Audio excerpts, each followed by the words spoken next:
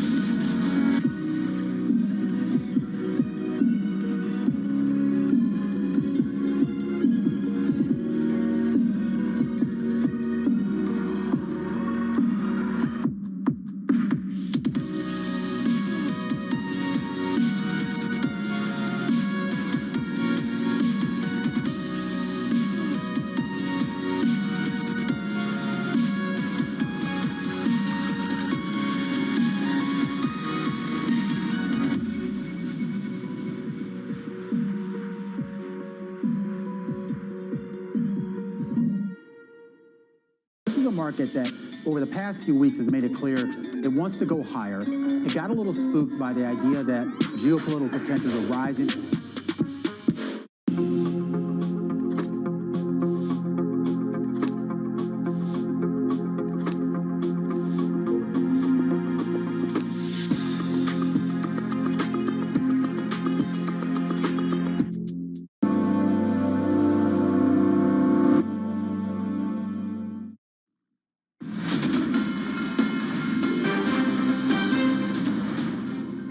Economic activity has continued to recover from its depressed second quarter level. The high level of joblessness has been especially severe for lower wage workers in the services sector, for women, and for African Americans and Hispanics. The economic dislocation has upended many lives and created great uncertainty about the future. The recent rise in new COVID-19 cases, both here in the United States and abroad, is particularly concerning. We expect to maintain an accommodative stance of monetary policy until these employment and inflation outcomes are achieved. And you talk to banks and they'll say demand for loans is very, very low right now.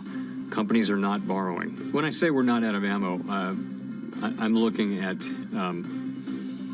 a couple of our tools mainly. As I mentioned, the asset purchase program, there's a number of dimensions in which we can adjust that if we deem it to be appropriate. Right now, we like the job it's doing. But I think we'll have a stronger recovery if we can just get at least some more fiscal support when it's appropriate, when it's appropriate and the size Congress thinks it's appropriate. It's a good time to take a step back and let the institutions of our democracy do their jobs.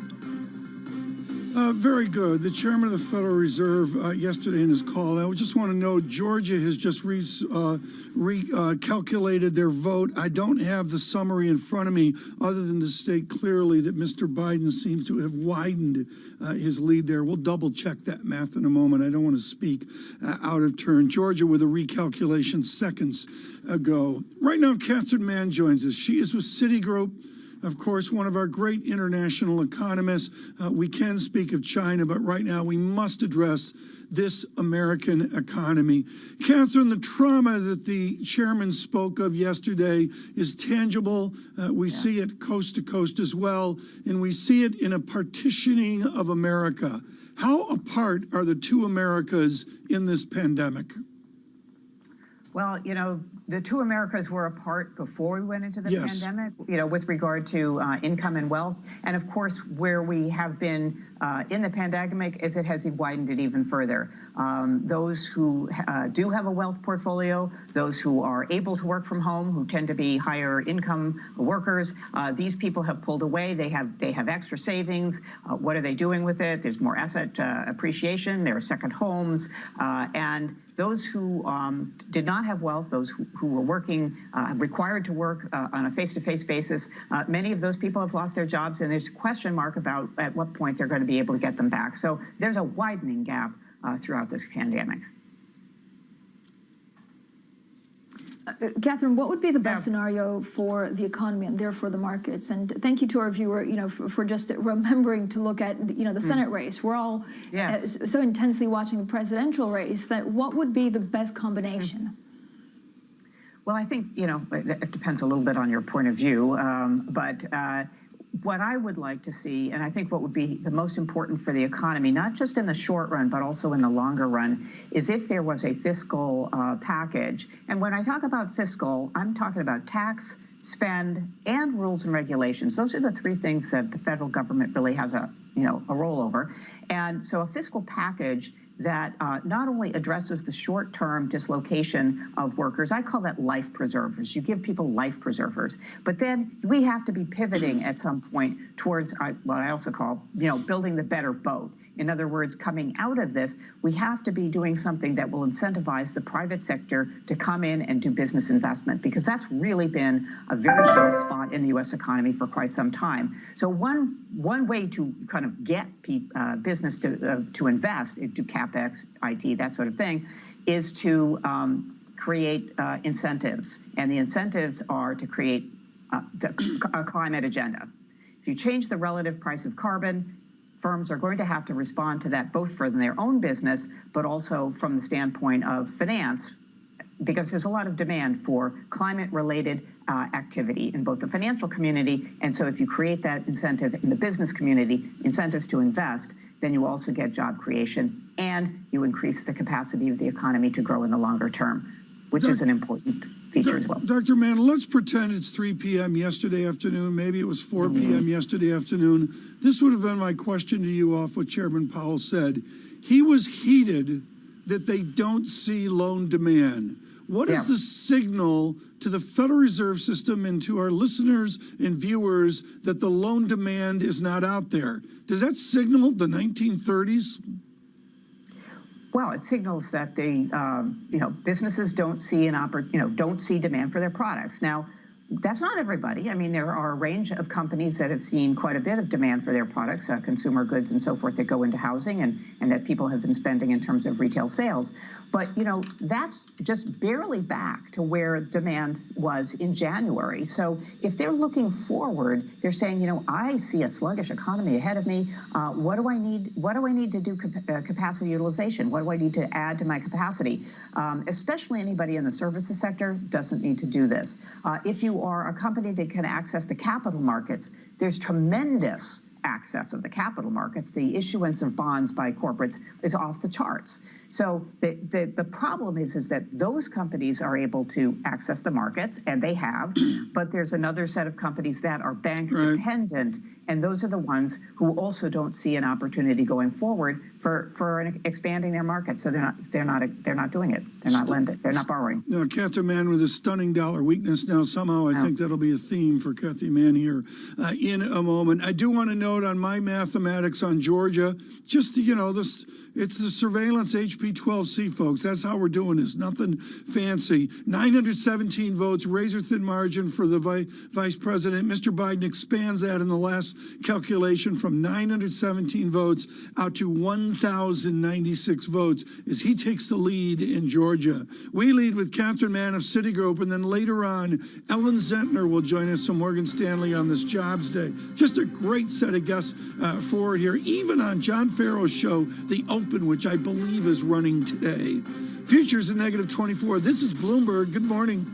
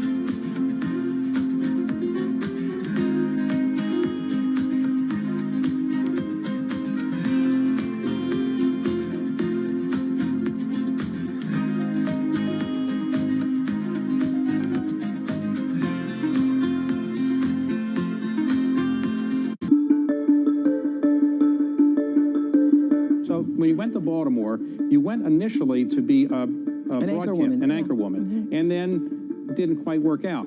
Yeah, I got fired. Well, demoted. I was got demoted, but they didn't. They had a contract, Yeah. so they didn't say goodbye. Yeah. And then, how did you work out to be on a afternoon show where you actually got to be an interviewer? How did that actually happen? Well, what happened was this is what I now know with age and perspective, that many times getting demoted is an opportunity for something else to show up, or getting fired. You know, lots of people I've interviewed over the years who have these stories about the best thing that ever happened to you.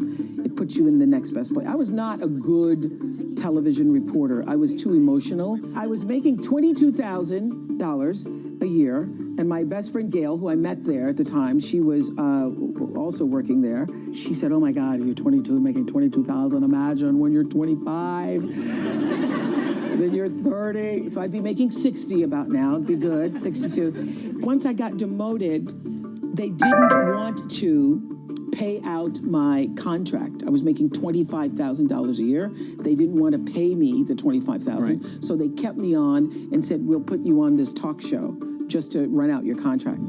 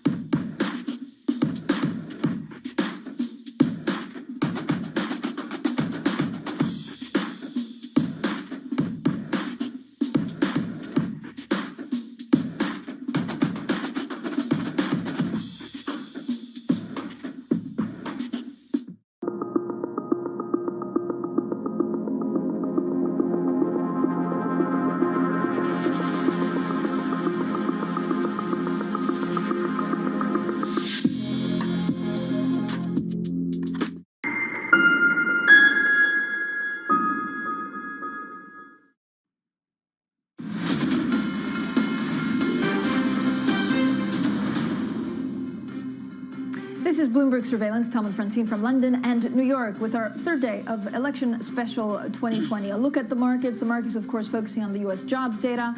A little bit later, the global stocks rallying, definitely stalling. Now, more than the President of the United States, the market probably looking at what the Senate looks like. And this is maybe why we've had this equity rally stalling a touch. Dollar holding steady near a 2-year low, Tom. You know, exactly right, Francine. It's right where I wanted to go in with Catherine Mann coming up important. The dollar, that dollar weakness. Yen 103.22. Euro advances 118.71. Let's cross it so Dr. Mann will be impressed. 122.53 on euro yen. Fascinating to see which does better here, yen or euro. Also note the Pacific Rim as well. That Asian index, ADXY 107.68. Pacific Rim on a tear. I hope Dr. Mann was impressed by that. Ian Bremmer, later. This is Bloomberg. Good morning.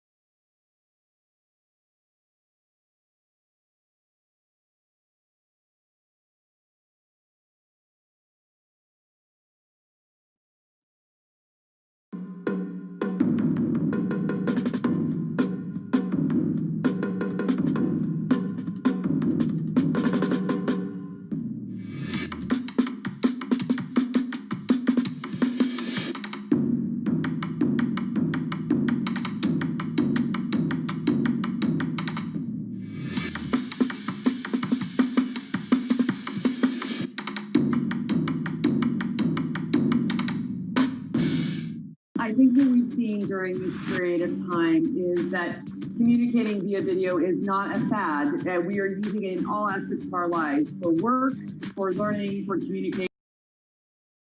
Okay, I'm placing a stop on profit for British pound at 131.30.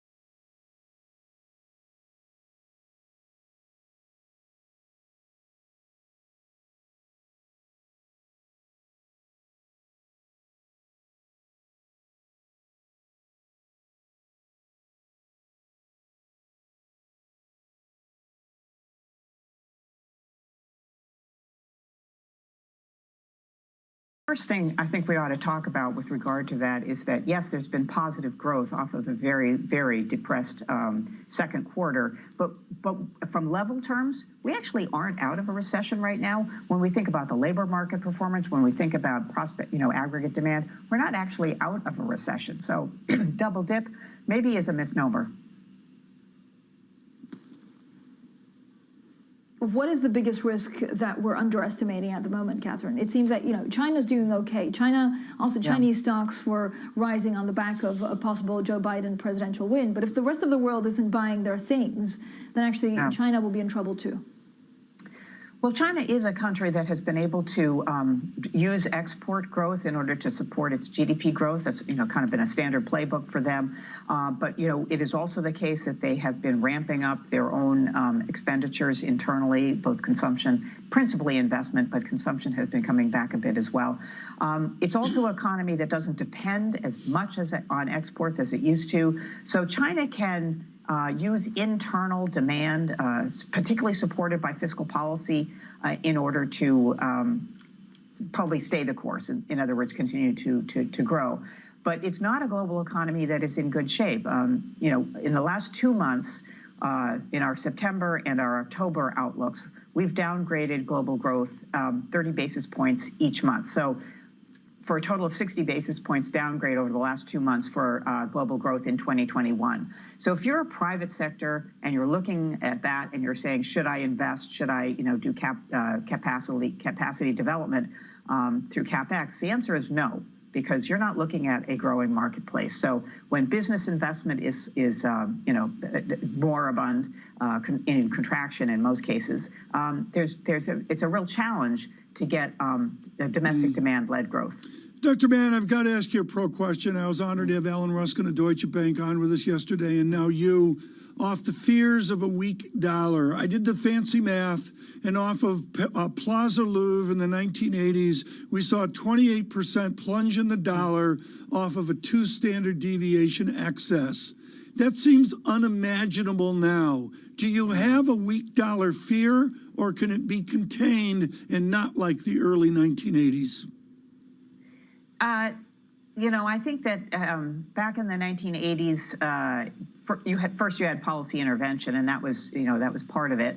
But the second thing is that I think that there was more opportunity for other economies to have their currencies appreciate.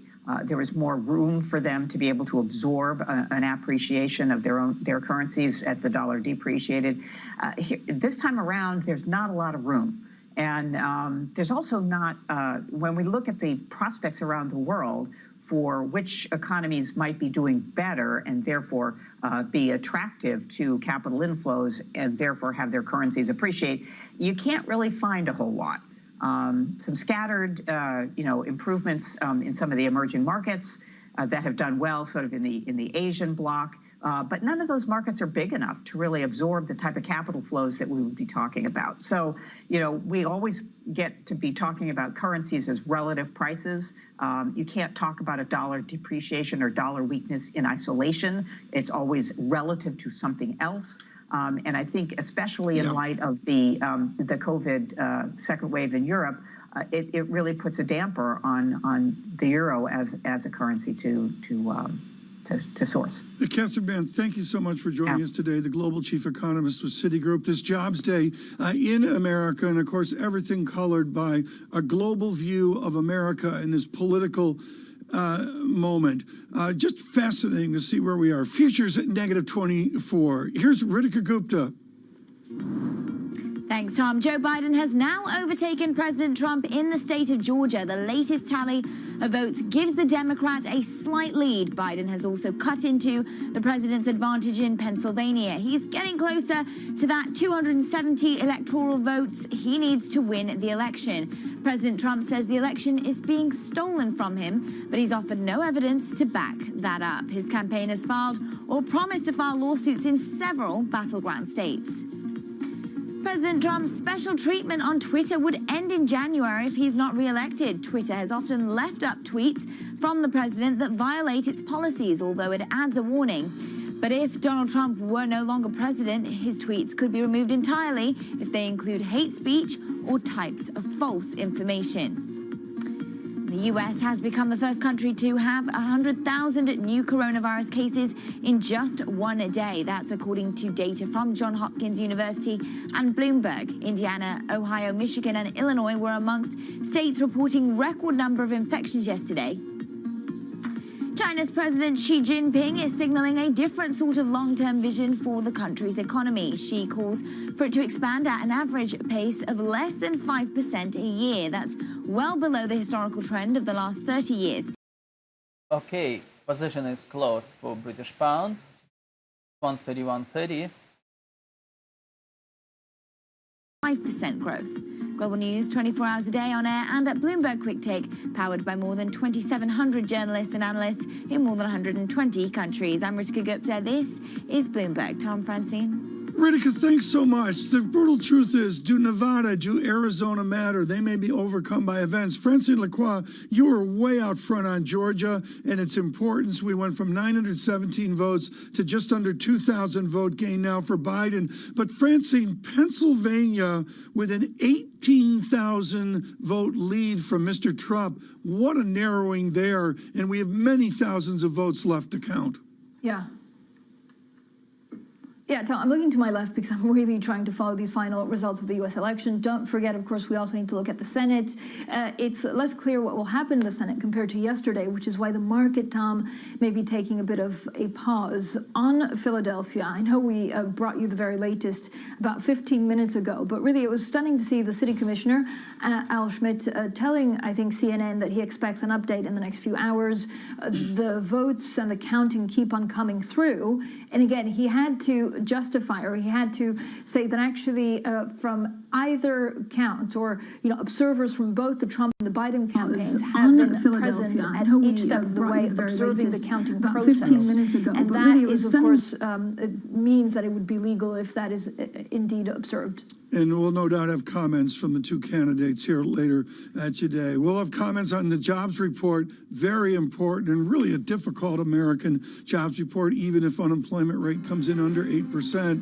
Jeffrey Rosenberg will join us with BlackRock. He'll be looking at our financial system in a very strange yield environment, given this pandemic. Please stay with us. Futures at -26. This is Bloomberg. Good morning.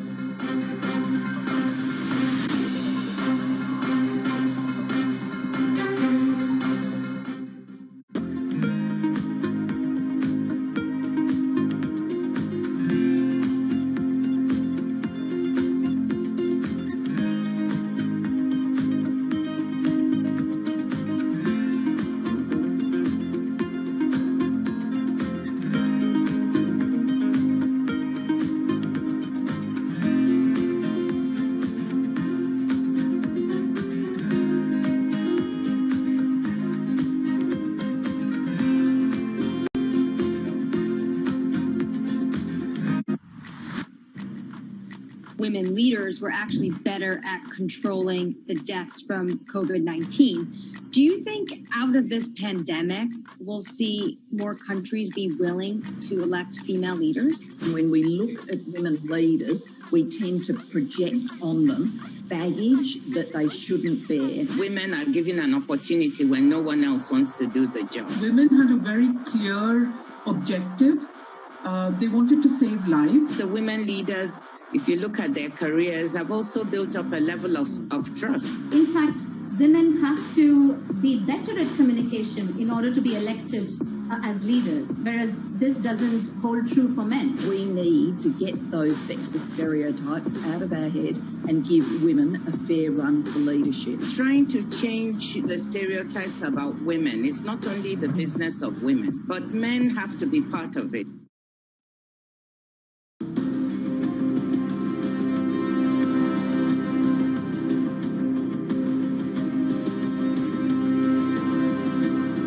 Do you think you'll have to produce less beer in 2021? No, I don't think so. I think consumers will find a way. But I mean, if there are restrictions, but consumers, of course, they're smart and they'll learn to live with those restrictions. I think some occasions will migrate.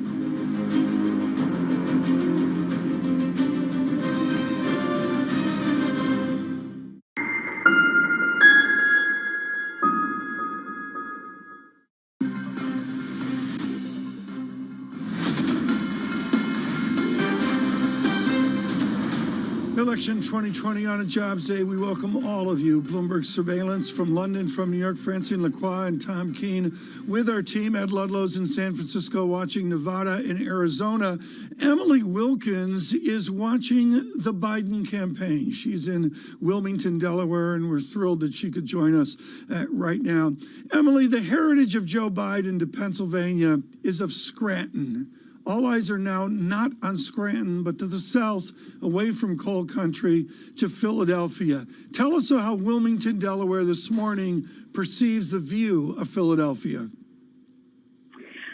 I mean, Pennsylvania, whether it's Philadelphia, whether it's Scranton, whether it's Pittsburgh, was so key for Biden. I mean, he spent Election Day there. He spent the day before Election Day there. He spent Sunday there. He went to Pennsylvania a ton. And it all seems like it just might pay off. The gap between him and President Trump is closing. And I've heard from a number of very smart individuals who expect that at some point today, Biden will be pulling ahead of Trump in Pennsylvania. Well, she'll be pulling ahead in Pennsylvania, and there it is, but then there can be recounts as well. How does the Biden team adapt to having leadership, but also having recounts? How do they drag through November with that reality? That's a really good question on how exactly they are going to strike that balance. I think one key thing to this will be looking at what evidence is presented to back up Trump's claim that there has been fraud, because at this point the president has used the word fraud a lot, but we haven't actually seen too many examples of that. We have people, outside individuals, watching the vote counts in these numerous states. We knew that it would take a while because of the large number of absentee ballots. So I think a lot of it depends on perception and messaging, and that is something the Biden team is trying to control by projecting confidence early and also urging that people do continue to wait, and as Biden said yesterday, remain calm. Emily, I know right now it's all about maths and, we're counting the votes, but do you think there's a level that Joe Biden and his team would be more comfortable with? So if we have recounts, does it help if he has 200? And I mean, of course it helps, but is there a level that he would feel like he's in a much better place if there were recounts that then gave it to Donald Trump? I mean, think about it. If we do have the remaining couple states that we're really watching, if Biden is able to maintain his lead in Arizona and maintain his lead in Nevada, those two states alone bring him to 270. If he gets Pennsylvania in addition to that, then he begins to move beyond that number. And it means that Trump needs to have successful lawsuits in a number of states. And look, this isn't just Trump going to the courts. Biden is completely lawyered up. He has thousands of lawyers across the country. He has a legal defense fund. His campaign was anticipating this, and they are now ready for whatever legal fight is about to play out in the courts. Emily, let's just go and look at live pictures of Atlanta, Georgia. Again, just to remind everyone, I know everyone's now an expert in electoral law in the U.S., even knowing some of the counties in Georgia, but there has been a nominal lead, which has flipped to Biden, up some 917 in AP's latest count. That could grow in the next hours as more of the deep blue Clayton County counts are taken into account. It may then expand as more mail-in votes are also counted. So that's for Georgia. A reminder, of course, it's 16 electoral votes. Emily, how much more aggressive will the Trump team be with their lawyers? Can we expect a federal case? What are they working on? I mean, Trump went ahead last night and did suggest that perhaps the Department of Justice should become involved. We know the Department of Justice has approved sending armed individuals to some of these ballot counting to make sure that things are proceeding as they're supposed to be proceeding. As far as getting into an actual lawsuit, though, this is where it kind of gets tricky. I mean, a key part of the democracy is supposed to be this peaceful transition of power. And so a lot of us right now, we're looking at Republicans, we're looking at Republican leaders, we're looking at other influential figures in the government to see how they are personally going to wind up viewing this transition of power if we do see Biden cross that 270 threshold. Emily, thank you so much. Emily Wilkins, Bloomberg government congressional reporter, joining us today. We'll have plenty more, of course, on our wonderful reporters across different states in the U.S. Also coming up, we need to keep track on COVID-19. Dr. Andrew Pekosh, Johns Hopkins University Bloomberg School of Public Health professor and virologist. He joins us next, and this is Bloomberg.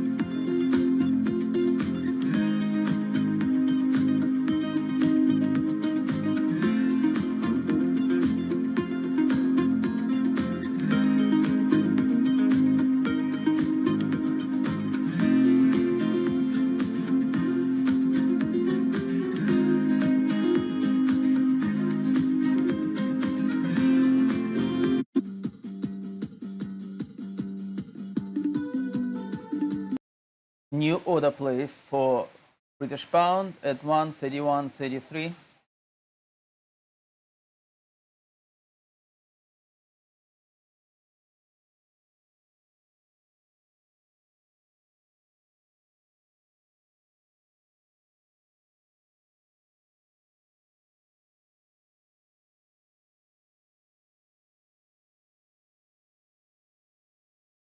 Okay, position opened. Again, new position open for British pound at 131.333. Okay?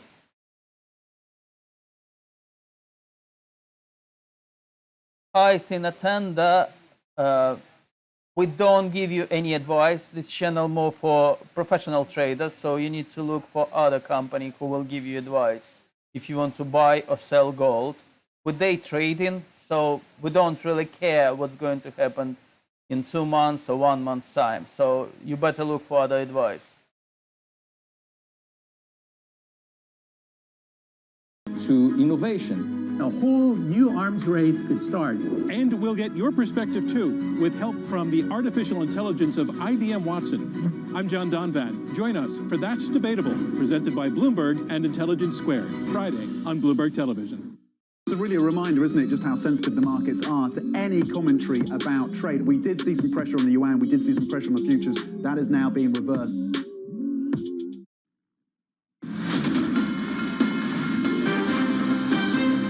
This is Bloomberg Surveillance. I'm Rishka Gupta with your Bloomberg Business Flash. Shares of T-Mobile are rising today. The company carrier beat earnings estimates and raised its forecast for the year. T-Mobile is the fastest growing wireless carrier in the US. Its merger with Sprint helped vault the company into the #2 spot in the country, behind Verizon and ahead of AT&T. British luxury boutique platform Farfetch is getting some big-name backers as it expands into China. Alibaba and Richemont have agreed to invest $1.1 billion. That will give the two companies a 25% stake in Farfetch China, with an option to increase their holdings later. Farfetch helps luxury clothing boutiques around the world sell online. Volkswagen CEO Herbert Diess is warning the automaker's employees to start rethinking their business. It has electric cars, but is well behind Tesla, and it has massive manufacturing scale, but needs to think of cars as rolling software devices. The fear is that VW could become the equivalent of Nokia, a failed hardware maker, surpassed by more tech-savvy upstarts. And that's your latest business flash. Francine. Ritika, thanks so much. And now as we continue to track the virus, Bloomberg has developed a unique partnership with the leading authority on COVID-19. Johns Hopkins has been at the forefront of the international response, and every day we bring insight from experts in public health, infectious disease, and emergency preparedness. Well, I'm delighted today to be joined by Andrew Pekosh, Johns Hopkins University Bloomberg School of Public Health professor and virologist. Andrew, as we're all watching the race in the U.S., what are you watching in terms of the number of cases of people infected with COVID-19 in the U.S.? Well, we've reached really incredible numbers of COVID-19 cases. We've had 2 consecutive days of over 100,000 new cases across the U.S. And at this rate, by the time I talk to you next Friday, we may be at 10 million cases within the U.S. alone. And again, those are just astounding numbers. And we're not seeing the types of public health intervention responses that we need to turn the corner on this, based on policies that are coming from both the federal government as well as from many state governments. Do you expect a change of tone or a change in how we deal with COVID-19 in the U.S. if there's a change in president? Well, I think everything that's been talked about within the campaign suggests that yes. But the important thing to remember, though, is that while the election is going on this week, the change in presidency won't happen until the middle of January. And so we've got these winter months, which are looking like the case numbers are increasing at a tremendous rate. And those need to be dealt with on a sooner basis rather than waiting for the change in administration. So that's the real concern. You know, we're going to see hospitalization rates lag behind case rates. So we're seeing some hospitalization rates go up in various states now. That's only going to continue to rise. And it's that burden on the medical infrastructure that is going to be the really critical thing that's going to be dealt with over the next couple of weeks. But Andrew, if you look at the hospitalization rate compared to the number of infections rising, it seems to be actually less violent in terms of the number of people that end up in hospital than it was back in March and April. Why? So it's an important point. Some of those fatality rates and some of the hospitalization rates are a little bit lower now. There may be a few reasons for that. Number one, the demographics of the people who are getting infected is turning into a younger age. And we know that in younger age groups, the disease severity rate is reduced. It's not zero, and it's still very significant, but it's not as high as it is in the elderly, for instance. And then secondly, the fatality rate is getting lower too, because the medical institutions in the United States have really learned a lot during the first wave of COVID-19 cases, and they've really learned how to take care of the seriously ill patients, and that turns into much better outcomes overall. So there are certain things that we're better prepared for now. I think the medical infrastructure is better prepared to deal with cases. Surges, there are plans in place at least to have secondary hospitals open up and secondary beds open up. But the important thing to remember, though, is we don't need to be preparing at that level. The public health interventions that we know work, the physical distancing, the avoiding large crowds, wearing face coverings, those are the things that we know can reduce the total number of cases, and that has the trickle-down effect of then reducing the severe cases and the hospitalizations and the overall deaths. And that's the place where we really need to make a stronger effort here in the U.S. and perhaps globally as well. Andrew, what's your expectation about a vaccine? I know, we've entered stage 3 trials. Is a vaccine to make sure that people don't get the disease, or would it be enough if the vaccine basically reduces your chances of getting into hospital? Yeah, great question. We expect over the next few weeks to start to hear the preliminary reports from the vaccine studies that are going on right now. We won't have the final reports for some time now, but we'll at least get the first 10,000, the first 20,000 individuals who have gotten the vaccine and have a better understanding about the safety and how your immune response, how great your immune response is to that vaccine. That should set the stage for us to really understand what these vaccines are going to be doing in terms of a public health intervention. Ideally, we hope to see a relatively high immune response and a high vaccine efficacy rate, because that will limit the number of cases that are spreading. as well as disease severity. But it may be that the effect is going to be a little bit more on disease severity, meaning that we still may be getting people who are infected, but they'll be able to deal with the disease better because they've already got a primed immune system. And once they get infected, their immune response will rev up much faster. So that's really the critical things. And we're going to start seeing those preliminary reports over the next few weeks. And that will really set the stage for how these vaccines are going to be rolled out. But that probably won't happen until the new year. Andrew, in 30 seconds, are you comfortable once we have the solution that we'll be able to distribute it okay? Yeah, many people have been working on the distribution networks. I think that it's really going to be a question of prioritizing populations. Who's going to get the vaccine first? Because we can't immunize everybody at the same time. And various states are putting in place their plans for priority populations so that once the vaccine becomes available, you can relatively quickly move those into vaccine distribution networks. We have influenza vaccine distribution as a model for that, and hopefully that will be done very efficiently. Andrew, thank you so much. Andrew Pekos there of Johns Hopkins, and be sure to check out VRUS Go on the Bloomberg for the latest information. You can also tune in every day for our exclusive conversation with experts. Of course, we continue to look at the final results of the U.S. election, all still in play. This is Bloomberg.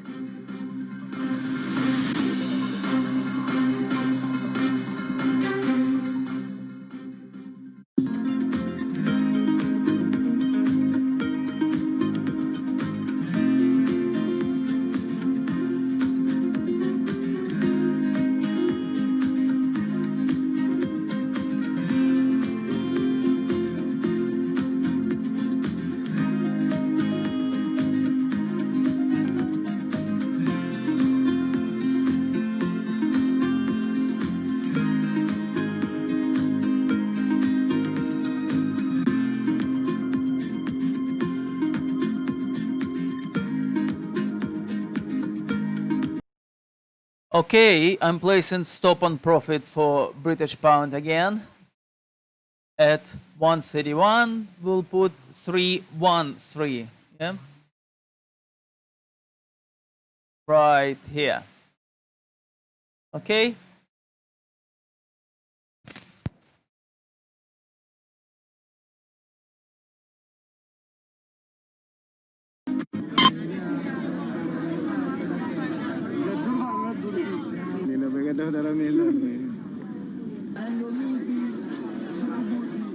Ada 3 kelompok pengungsi tersebut yang sudah berpencar arah. Kemudian kami dari Polsek Banda Sakti berkoordinasi dengan perangkat desa Kampung Jomblang melakukan upaya pengumpulan secara persuasif serta minta tolong kepada warga. Alhamdulillah warga yang terpecah semuanya berkumpul.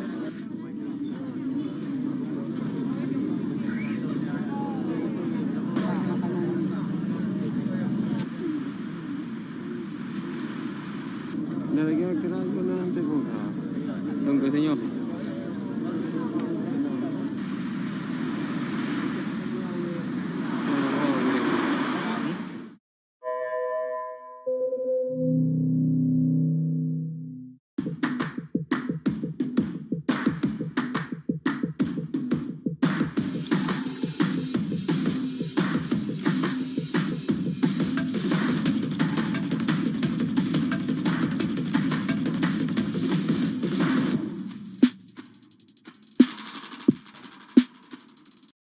Position closed on British pound at 131.313, as you can see, right here.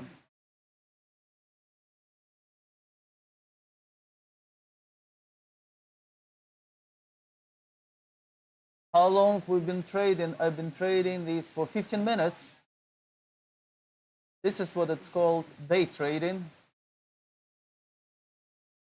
That's it.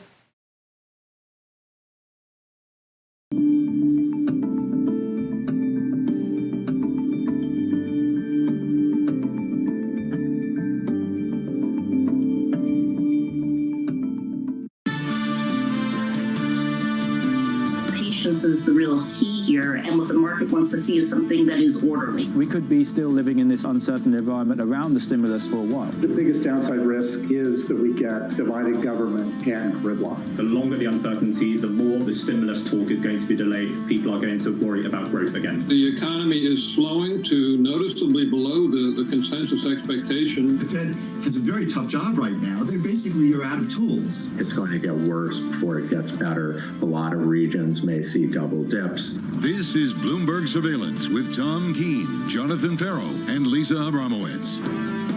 From New York and London for our audience worldwide, good morning, good morning. This is Bloomberg Surveillance live on Bloomberg TV and radio alongside Tom Keene and Lisa Abramowitz. I'm Jonathan Ferro. Friday morning, for some it's payrolls Friday, for most it is still Tuesday night in America. Here's the price action. Equities down, Tom, by 0.7%. A race that is still too close to call. Razor thin margins in places like Georgia. Let's talk to politics right now. I do want to note, John, very importantly, the Japanese yen out to new strength moments ago. Joseph Biden out to new strengths, and there's no question, John, that the key item is Georgia has gone Biden ever so slightly. Some debate, 917 votes, maybe 1,096 votes ahead for Mr. Biden in Georgia.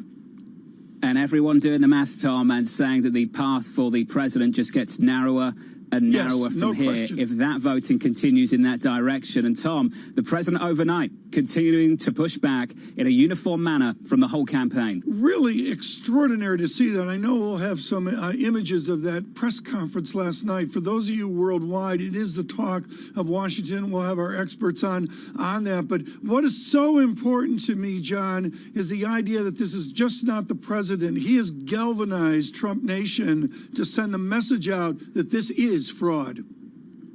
Georgia, Pennsylvania, Nevada, Arizona, the counting continues. We will keep you up to speed on the numbers. Lisa Abramowitz, that's the focus through this morning. Yeah, right now we're waiting to hear from Pennsylvania, Georgia, Arizona, and Nevada, as you said, to see whether we can really pencil in Joe Biden as the next president. That does seem to be what's on the table. Depending on what you look at with respect to the electoral votes, Joe Biden either has 264 if you include Arizona or 253 if you do not, versus the 214 of President Trump. The key issue is, though, it's going to be Tuesday night in America for a very long time, John, because there's going to be a lot of litigation. It is Jobs Day, 8:30 a.m. That U.S. October jobs report would have been center stage, but of course we're focused on the election. There is an expectation of a deceleration of the jobs recovery. A big question is where the deceleration will occur and how much we're pricing in the ramping up of the COVID pandemic. Again, this really will be the center stage story next week, I believe, when you start seeing some of these record numbers and the prospect of possible lockdowns in the United States.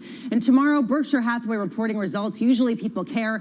Perhaps this week, not as much, but very interesting to see what Warren Buffett is going to do with his hundreds of billions of dollars of cash. He's been using it in sort of untraditional ways with initial public offerings and Japanese companies. There's a question, how do you game out opportunity in an environment that is still so uncertain, John? Lisa, what is this? Did you just struggle to get a third thing for your 1,000%, yes. I mean, honestly, like, for the weekend. What were you going to use? What would you say?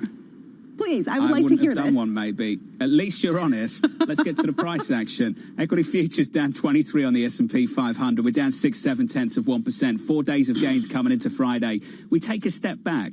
A breather in the FX market. Euro dollar 118.80. Dollar weakness continues. Euro firmer by another 0.5%. The dollar heading for the worst weekly loss going all the way back to March, Tom. And in the bond market, yields unchanged, 77 basis points. It's been the struggle of the week, Tom. How do you explain what has happened in this market over the last several days? Well, the market has been extraordinary, and the correlations yesterday pretty tight. And yes, John, it's a pause. But on the dollar dynamics, John, it's advantage to speak to Alan Ruskin of Deutsche Bank and to Catherine Mann moments ago from Citigroup, and they really pushed against a substantial weak dollar thesis. Equities lower. The dollar still weaker. Vice President Joe Biden calling for calm as votes continue to be counted. We continue to feel, Senator and I, we continue to feel very good about where things stand. We have no doubt that when the count is finished, Senator Harris and I will be declared the winners. So I ask everyone to stay calm, all the people to stay calm. The process is working. The count is being completed, and we'll know very soon. We will know very soon. Speaking last night at the White House, President Trump still attacking the integrity of the election with unfounded allegations about the vote count. He says the courts will decide. We think we will win the election very easily. We think there's going to be a lot of litigation because we have so much evidence, so much proof, and it's going to end up perhaps at the highest court in the land. We'll see. As you know, I've claimed certain states, and he's claiming states, and we can both claim the states, but ultimately I have a feeling judges are going to have to rule. Kevin Cirilli is going to be joining us in a moment, Tom, and my question is, if you have so much evidence, so much proof, why don't you show someone the evidence and the proof? The allegations keep coming. The evidence to the proof isn't coming with it. Oh, it's not coming with it, and maybe it'll be a sharper message here in the coming hours and days, John. Two judges I know yesterday asking the same question. Where is the evidence? Again, futures negative 23. On this jobs day, we need to mention that as well. Kevin Cirilli joins us now, our chief Washington correspondent. And Kevin, I've got to go to your wonderful knowledge of the Philadelphia and Pennsylvania state. When we speak of votes in Philadelphia, what are we speaking of? An urban Philadelphia, or does that include the affluent counties that circle it? Well, the margin of Philadelphia County is going to be remarkable simply because that margin is going to be whether or not Joe Biden is able to take Pennsylvania. And what do I mean by that? There's a huge difference in terms of if Joe Biden wins a predominantly Democratic county from an 86% margin or a 93% margin. And quite frankly, that margin of victory could be the deciding factor of whether or not the Keystone State and its electoral votes go to Joe Biden or to President Trump. And so that's where Pennsylvania is in play. But for all as biased as I am as a political reporter about the importance of Pennsylvania, it might not even come down to Pennsylvania, I'll be frank with you, because overnight, if you're just waking up, Joe Biden taking a very small but still a lead in the battleground state of Georgia, just a couple of thousand votes. And so that makes it incredibly remarkable that should he just get one more state, that he would match that, or surpass rather, that magic 270 vote threshold. Kevin, I want to get to Georgia, and yet that idea that he would get to that 270 electoral vote threshold is predicated on the fact that Arizona would stand. Yes. And yet we are going to be hearing more an update on Maricopa County in particular later today, the most populous county in Arizona. How close is this, Kevin? Well, I think that's a really great point. And just in terms of the chronology of the next 72 hours, right? You've got Pennsylvania officials saying that they might not get to additional vote counts. It might take them through Saturday. You've got Maricopa County providing an update within the next couple of hours. And meanwhile, Nevada, they're still counting votes likely in Clark County, where Las Vegas is, 2/3 of the electorate in Nevada, throughout the weekend as well. So and North Carolina, mind you, could be headed for a runoff, which would take several days. So it's unknown. If people are asking, when will this be over? It's unknown. But we're still, I would say, based upon the chronology that's coming out within the last several hours, maybe a day or so. But people are carefully watching the lead and where that's going to be factored. Wait a minute. John, did Kevin just say we're going to be doing this Monday? He did, unfortunately. And Tuesday. Kevin Cirilli, we're still going to be doing this Monday. And as Lisa says, Tuesday, Wednesday, maybe even Thursday. You think this can carry on? My question to you, Kevin, on Pennsylvania, just quickly, Kevin, on Pennsylvania, who would you rather be right now? The president leading or Joe Biden just chipping away every other hour, just chipping away at that lead? I'm going to dodge that question. I think, look, I think in terms of the trajectory of the race and where the votes are coming in Philadelphia County, that would lend itself for the Democrats. However, I would note that the president yesterday, speaking in the Brady briefing room, continued to suggest that there is going to be a legal case. But I would also just add quickly that from a strategic standpoint, there is a very real fight happening in real time, some of it publicly on airwaves as well as in conservative media, about will the Republican Party hold and continue to back President Trump in his legal pursuit of this? And there's a lot of contours to this and subtext. Chief among them, the 2024 presidential primary, and likewise, there's also a fight happening, and this is important. Do you see this? But this is important. This is important. There's also a fight happening for whether or not Speaker Pelosi has a mandate in the House of Representatives. There was a call yesterday with the Democratic House members, and that really matters whether or not, or for how a Biden administration would be able to govern if it's progressive or centrist. John, see how he does that? He goes out to 2024 like it's nothing. He's a total political junkie. Kevin Cirilli, thank you so much. Kevin, we look thank for you. your serious research here on this historic moment. Right now, to link the equity performance that we've been seeing into this political moment, Sebastian Page joins us with T. Rowe Price. Sebastian, 2 days up, maybe it's 3 days up, I've lost count. Can you go long based on the election surge? I would stay neutral here in terms of equities versus bonds. Now's not the time to be a hero. In our portfolios, we're still long what you would call the recovery trade. And the price action of the last 2 days has been favorable for growth. What's happening is that you do have a risk-on reaction to this purple outcome, if you will, or constrained Biden possible outcome. But you're also COVID on. You take tax hikes off the table, but then probably you get a weaker stimulus. So the market wants to rally, right? We've had 30% year-over-year increase in money supply. The stock market wants to rally, but we're still COVID on, so you see growth stocks doing well. So long story short, we're neutral here between stocks and bonds. It's going to be a bumpy ride. You're probably going to see more volatility and opportunities to get in either direction. But under that position, now's probably a good time to take advantage of attractive valuations in the recovery trades, small cap, value, credit, emerging markets. Sebastian, how useful are these neat little stories, these neat narratives about why things have happened over the last 3 days, when, as you say, this market wants to rally? Shouldn't that tell you everything you need to know right now, Sebastian? I think there's a tremendous amount of liquidity. There's still cash on the sidelines, and the narratives get mixed up and they change over time. And I know you've had a really tough week in the media business, and it's probably going to continue for a while, as you were saying earlier, right?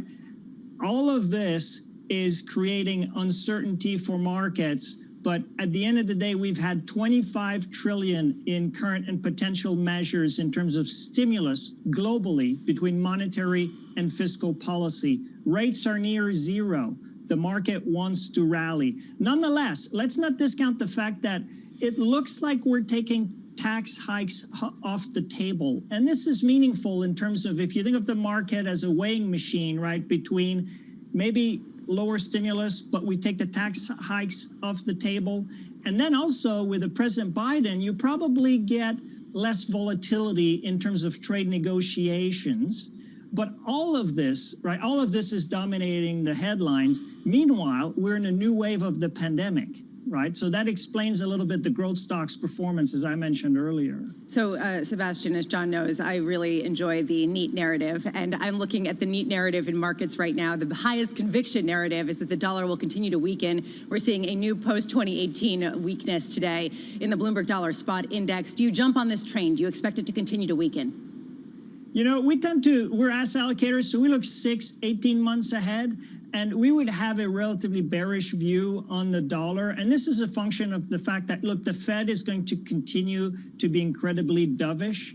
We didn't get a lot from the Fed this week, except, look, asset purchases are still on the table. And when you think of the dollar, it's all in relative terms in currency world. So you have to think of relative growth between the U.S. and the rest of the world. And you have to think in terms of relative inflation environment. And we're not seeing a lot of inflation on our 6 to 18 month horizon at the moment. You know, Sebastian, I look at the equity market, and the great debate here is what we have seen, or some form of rotation to mid-cap, small-cap, and indeed international. The legacy of T. Rowe Price on these kind of calls is just enormous, folks. They basically invented this on the buy-side research side with a hat tip to Wellington in Boston. Are we going to see that rotation? I think over the course of the next 6 to 18 months, we're likely to see the rotation, the great rotation, if you will, Tom, right? Especially between growth and value. It's incredible. Value is down 44% over the last 12 months relative to growth. As we move into a COVID-off environment, at some point we get through this. Let's just remember this. We will get through this. There are vaccines on the way, hundreds of millions of doses being produced. As you move into that risk-off or risk-on but COVID-off environment, you get an environment where you could get value stocks outperforming. Some of our stocks analysts are starting to upgrade banks, for example, and just cyclicality in a normal economic recovery tends to outperform. However, I wouldn't say put all your money into value. Right now, we're close to neutral. We're just incrementally tilting into value, methodically, if you will.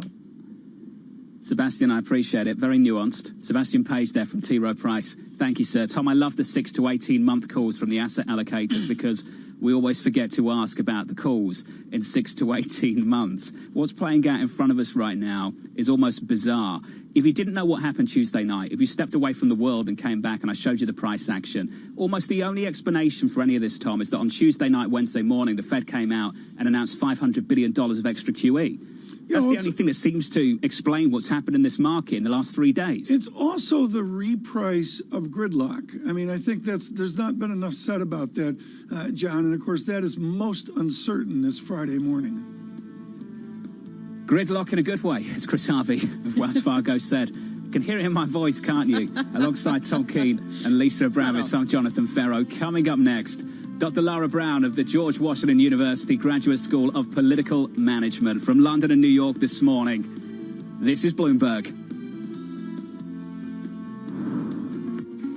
With the First Word News, I'm Rishika Gupta. Joe Biden is tightening his hold on the race for the White House. He's now taken the lead in Georgia, also leads in Nevada, and is catching up to President Trump in Pennsylvania. Biden is closing in on that 270 electoral votes needed for the election win. He said he has no doubt that once the vote counting is over, he'll be the winner. Meanwhile, President Trump's campaign filed or promised lawsuits in 4 swing states. He said the election is being stolen from him, despite no evidence of widespread illegal voting.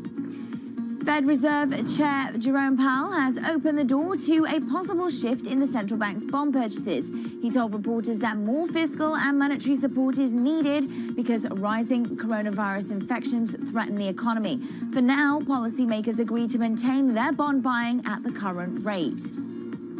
And economists expect the U.S. government's latest jobs report to reflect a slowdown in the labor market. The median estimate in the Bloomberg survey says the economy created 593,000 jobs last month. That's down from 661,000 in September. Jobs report is out at 8:30 a.m. New York time. Global news 24 hours a day on air and on Bloomberg Quick Take, powered by more than 2,700 journalists and analysts in more than 120 countries. I'm Rishika Gupta. This is Bloomberg.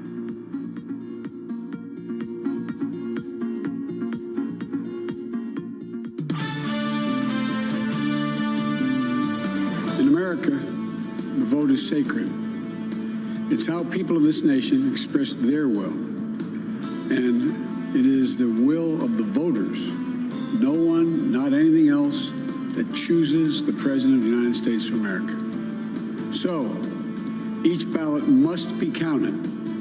And that's what we're going to see going through now. Our goal is to defend the integrity of the election. We will not allow the corruption to steal such an important election, or any election for that matter. And we can't allow anybody to silence our voters.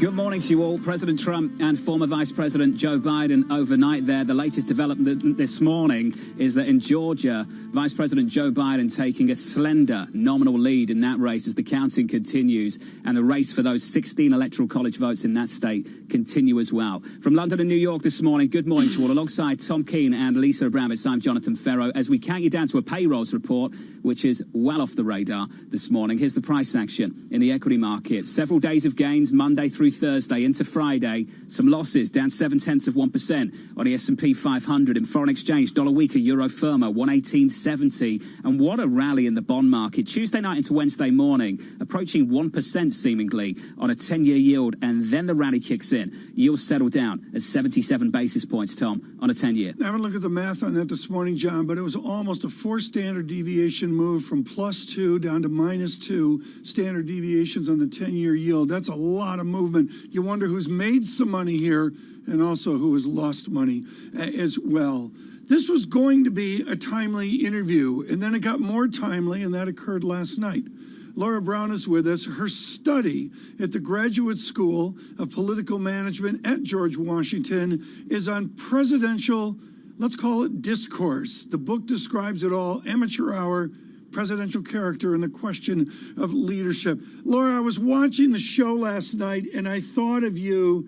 You gotta be kidding me. Were you taking notes during the president's press conference, I guess I'd call it? I will tell you, I was having many heart attacks about every 2 seconds. His speech, which was just full of bald-faced lies, was so frustrating and disheartening for anyone who believes in the sacredness of the vote and the process of democracy. It was stunning to me to watch a president from the White House claiming that there was widespread fraud. I look, Laura, at the history of this, and I'm going to go to late Andrew Jackson, where he really fell apart, and the great Roger Remini of Illinois in his 3 volumes on Jackson. I don't know if we're going to get 3 volumes on Trump, but is it a continuum? Has there been a deterioration, or is it just a moment for this unique president? So one of the things that I argue in my book is that the more we elect outsiders, individuals who have no relationship to politics or really knowledge of our legal system, then what you are going to see is people who have no kind of internal commitments to upholding the norms of democratic politics. And what that means is that for them, everything is fair game, and there's no such thing as a below-the-belt hit. And I think that's what we're seeing. And we've seen it progressively over the last 30 years, 40 years. But I don't think that anything kind of compares to this moment and what we've seen with President Trump. Laura, this country, though, does have a long history of non-politicians becoming president, whether it's Ronald Reagan or some of the founding fathers who had other disciplines as well. And that is the reason why Donald Trump has the support that he has. Some of his arguments, is there any validity in some of his complaints, as you see it, that could be mixed in with other things that you take issue with? So let me take issue first with your question. That's actually not accurate. Every president who has come before Donald Trump has had some level of political experience or a law degree. I mean, they in fact were lawyers. Or they had military experience. So it is true that every single one of our presidents before had some level of governmental, military, or legal service. They were not, complete outsiders like President Trump, who is a businessman who really had no elective office experience or experience inside a party. So I just want to take issue with that. The second thing is, certainly in our system, anyone who has legitimate, valid claims can bring those in a court, and the court can decide whether or not they have standing and those claims should be remedied. But what we have seen so far is none of that. We have seen, in fact, baseless allegations that are not even followed up by lawsuits. So it is the case that what we have is a rhetorical action on behalf of the president, which really amounts to demagoguery. Laura, you make an interesting argument here that I'd like to explore just for a moment, if you will. Are you saying that anyone who doesn't have political or legal experience should exclude them from becoming the president? No, but what I am saying is that, you know, you would not fly a plane if you've never been a pilot. And I think one of the things that is important to realize is that you shouldn't learn to drive kind of in politics at the level of the presidency. We need fresh blood and outsiders and people from all walks of life to be involved in politics. But for goodness sakes, start at the city council, start, you know, at the mayoral office, start in the House of Lara, Representatives. that's not for you to say, is it? That's for people to vote. You know, if you want to become a pilot, you have to get a license. There are legal requirements to become a pilot, but to become the president of the United States, you need to be born in America, and it's up for people to vote for you. You're absolutely right. But in politics, it is the only profession in which we think no experience is good experience. And I think that that has had a detrimental effect on our system over time, because it is actually just a myth that the framers were farmers. They were not. Thomas Jefferson, in fact, had the most elective office experience of any president who has ever served prior to his term in office. Lara, we appreciate your perspective this morning. Thank you. Lara Brown there, Associate Professor and Director of the Graduate School of Political Management at the George Washington University. Tom, not the only one making that argument, that's for sure, and not the only one making that argument over the last 4 years. Yeah, this alludes to Tom Nichols in his incredibly important book, The Death of Expertise, from a few years ago. And I'm going to be blunt. You're going to see this. If you get a Biden presidency, John and Lisa, if you get the pushback and the reformation of the Trump movement off of a given presidential loss, you're going to see a raging debate about expertise within the Beltway. Coming up on this program, the expertise of Ellen Zentner, Morgan Stanley chief U.S. economist, with a payrolls report around the corner. The counting continues in the United States of America. Our coverage does as well. This is Bloomberg.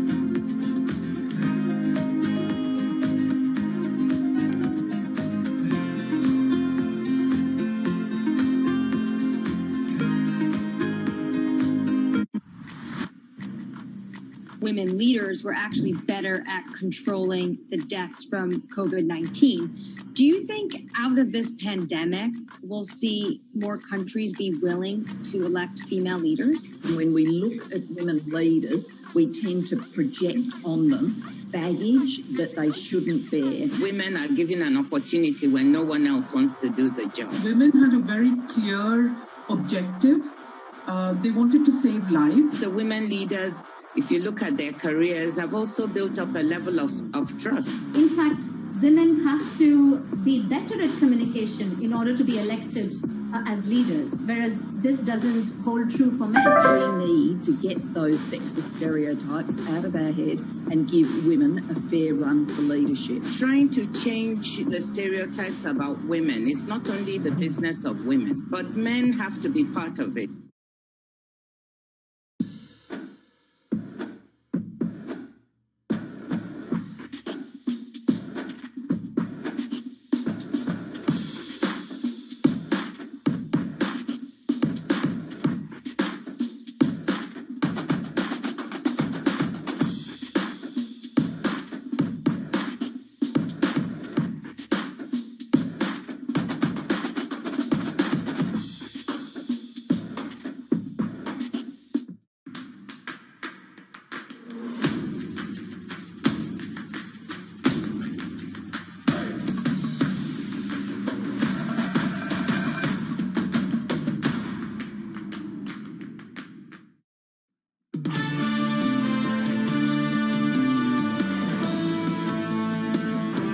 From London and New York, good morning to you all. It's Friday morning. I know many of you have not slept over the last several days. For our audience worldwide, we're live on Bloomberg TV and radio alongside Tom Keene and Lisa Abramowitz. I'm Jonathan Ferro. Here's the price action. In 60 minutes, you'll have a payrolls report. I have no idea how long you'll look at those numbers, but it comes out and we'll do it for you right here. Euro dollar going into that.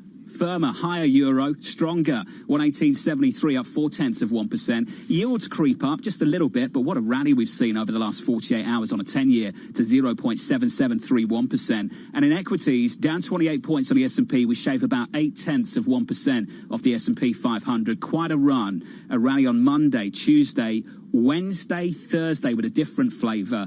Growth equities, Tom, big tech coming back in a huge way following that election. You sound like The Cure there. Tuesday, Wednesday, Sunday, Monday on my mind, whatever that song was years ago. John Farrow, I'm looking at gold. Let's not forget gold up $50 over the last number of days in this rally, 1953 an ounce. We need an update. Emily Wilkins with us. She is of the Biden camp in Wilmington, Delaware. What does the morning look like for the Biden team, Emily?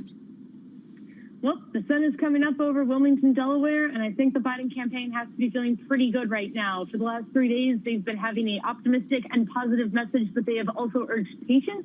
They have urged Americans to wait. They have urged Americans to remain calm, but all that waiting might finally pay off today if we see the results from Pennsylvania or Georgia or Nevada or more networks call for Arizona. Emily, given the fact that we're likely to get calls for recounts, legal challenges, et cetera, what is the threshold for Joe Biden to get on that stage and declare victory? That's a wonderful question, because we've already seen some of these lawsuits that the Trump campaign has filed be thrown out. And at this point, they haven't really brought forward a lot of evidence that there is fraud in an election. That could certainly change. We could wind up having a big lawsuit. I think one of these things to look for is how many states wind up getting called today. I mean, if Biden gets Nevada called for him, then he's at 270 with Arizona. If he gets Pennsylvania called for him, then he's well over 270. So the more states, I think, that kind of contribute to pushing Biden over the 270 line, the harder it's going to be for the Trump team to pose actual credible legal challenges in all of these states. I mean, I think it's really important to keep saying the following, that there are still narrow paths for a whole range of outcomes, including Mitch McConnell losing his majority in the Senate. And Emily, I want you to speak to that, because a lot of our listeners, our audience right now in this market are thinking about the prospect of maybe the blue wave in some way could still be on the cards. There's a narrative right now of divided government. That's what the market's been trading on. I assume that's what I'm told over the last 2 days. Emily, can you talk to that? What is going on with Congress, in the Senate, with the voting, especially in Georgia? So I might not call it a blue wave, maybe like a blue mist is that what I've heard might be a good one for it? I mean, at this point, we've got 4 races that are left uncalled. The ones in Alaska and North Carolina are trending toward Republicans. That brings us to the 2 in Georgia. If, big if, Democrats can pull off both runoffs, then we will go into the next Congress with a 50-50 tie in the Senate. If Biden has the White House, that means that Democrats have a slight upper hand, but it's incredibly slight, because remember, that means that they can't lose a single senator on any vote to get things done. So that ambitious Biden agenda that we saw, the health care reform, the major climate bill, all of that was probably going to have to be scaled back a little bit if we're looking at a Biden administration and right now kind of the best case scenario, a 50-50 control of the Senate. Emily Wilkins, thank you so much. In Wilmington, Delaware, with the former vice president, and we'll see an eventful Friday. Surveillance Correction, It's Friday, I'm in Love, is the Cure song that we were talking about earlier. It's a great song. Was waxing poetic earlier on. Right now, we turn to jobs. It's odd days. The Fed meeting yesterday, were we focused? Was Chairman Powell focused? This labor economy, how can we be focused given this politics? Ellen Zentner of Morgan Stanley is focused. Ellen, I don't buy the idea of an under 8% unemployment rate. Is the unemployment rate of this nation under 8%? No. But that's the narrow measure, as you know, Tom, that's more widely reported. It's got the longest history. What is our unemployment rate? Well, under there's the statistical errors that put that 7.9% that's currently on the books is really 11.2% roughly.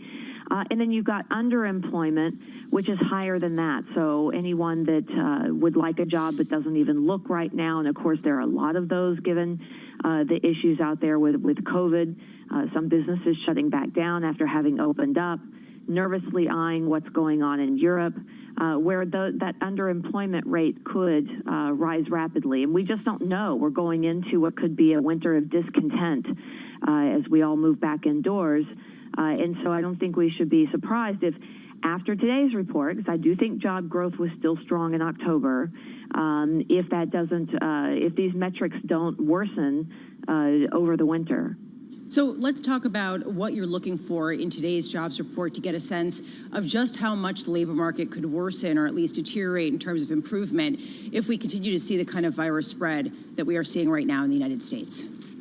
Yeah, so it's a good question. So the number that we're expecting is quite a bit above consensus. Consensus around 600,000. We're looking for 900,000. And that's a big number. It's still a lot slower than where we were. It's a lot slower than the 3-month moving average. This is something that Chair Powell had underscored as well. But we're continuing to bring jobs back to the labor market. We'd like for it to be at a quicker pace. And of course, you would expect that pace to slow down quite materially over the winter, especially if more of the service sector is having to retrace some of the opening. And so you can fall into the area of 300,000 or lower, depending on how bad the winter might get. And that could be enough to send the unemployment rate higher after tracking lower this whole time after reopening. Ellen, you and the team made a massive call coming out of lockdown, a call which meant the U.S. economy would climb back quickly. It has done. What I hear, though, in the last couple of minutes, Ellen, just a few cracks that maybe you think the right wing of that V starts to flatten out. Is that fair? Yeah, I think that's fair when you think about the risk to the economy. I mean, one thing is, why has the Fed not shifted their view despite the long string of upside surprises in the data? Because COVID is still the number one risk, as they say, the significant risk to the economy. So it's not going to matter, what the data looks like going into the winter. It's not going to matter how much more stimulus a Congress puts in. It's all about COVID, and until we get out from under that cloud, it's not really going to change monetary policy. One reason why we've had that very strong V shape coming out of lockdown versus a much more sluggish recovery in the labor market. If you look at the labor market, it certainly doesn't look like a V, and that's because the less labor-intensive parts of the economy are what's driving GDP. So, for instance, the goods sector, non-durable and durable goods spending, moved back to their pre-COVID levels as early as June. But the more labor-intensive parts, the service sector, makes up a greater share of the labor market. So the labor market recovery here is going to be a lot more lagged than GDP. And it's one reason why it's nice to have told that V-shaped story, but that doesn't matter. What's going on in the labor market with labor force participation rates, especially of women, of unemployment rates, of minorities, that is what matters. On Bloomberg Radio and Bloomberg Television, Ellen Zentner with us, and we will continue. Pennsylvania shows a little bit of early return of votes here before the 8 o'clock hour. The gap has been narrowed there from 18,229, all 182 points. Mr. Biden behind by 18,047. So it's a little bit in his direction, but just a little bit of a tweak there of what we see in Pennsylvania. Much more according to our Kevin Cirilli to come. Ellen Zentner, what's our wage doing? I mean, I really am fascinated by the two Americas and the partition of wages. Yeah, so wages initially were are being driven higher by those returning to work and getting hazard pay. And so that's what's had to occur for some of those lower wage service sector areas of the economy to get greater pay, is that you've got to do it under duress. Not under duress, but hazard pay in order to compensate you for taking the risk of going back to work in this environment. So that has shifted wages higher on a year-over-year basis than they've been the entire prior 10-year recovery. The question is, how sticky is that? So as things normalize after a vaccine, does that hazard pay stick, or do employers start to graduate that back downward? And I think it's going to be very difficult for employers to take back that hazard pay. I think it'll be entrenched by then. I think it's going to pressure labor costs in the service sector. But that's something that remains to be seen, and something that equities investors, of course, will have to weigh. Ellen, wonderful as always. Love catching up with you, especially on Payrolls Friday. Ellen Zentner there of Morgan Stanley. Just a few cracks in the outlook. If you're just tuning in, the latest news from earlier this morning in Georgia, Vice President Joe Biden taking a very small nominal lead. He's got some momentum there. He has some momentum in Pennsylvania, Tom, though he still is lagging behind the president. The counting does continue. Right now in this market, Tom, what are we? About 50 minutes away from payrolls in America. Hardly anyone's paying attention to it. 100,000 cases, COVID in America. Hardly anyone in this market's paying attention to it. When we get past this phase, Tom, this phase around the election result, how quickly do we get back to COVID and looking at the outlook for a vaccine? Instantaneously. The vaccine is a separate story. That's a science mission. But this labor economy and the mysteries that we just heard from Ellen Zentner there, that's not going to go away. And it's apparent right now. John, I would go back again to John Edwards' idea of two Americas. And the new two Americas, to me, is extraordinary. The separation that we see in New York, I assume you see it as well in London, John, the partition of those not prospering but surviving comfortably in this pandemic, let's be honest, like all of us, versus so many really aggrieved. I've never seen anything like it. Two Americas in this election in a big way as well, Tom. In fact, many Americas. Yes. Let's get to this price action. This Friday morning, we look a little something like this in the equity market. On the S&P 500, we roll over. On the S&P, we are negative after 4 straight days of gains. Here's one. I feel so privileged to be in this position because my audience is so much better at this than me. Monday's rally didn't fade. Tuesday came the Biden trade. Wednesday, big tech had it made. It's Friday. I'm in love. Kim Khan, who wrote in, you skipped Thursday, but gold. Thank you. That was beautiful. Brilliant. Alongside Tom Keene and Lisa Abramovich, I'm Jonathan Ferro. This is Bloomberg.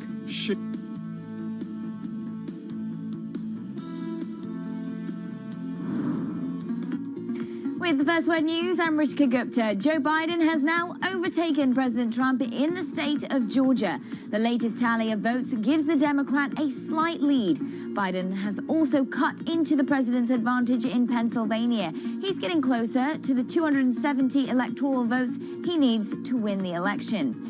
President Trump says the election is being stolen from him, but he's offered no evidence to back that up. His campaign has filed or promised to file lawsuits in several battleground states. President Trump's special treatment on Twitter would end in January if he's not re-elected.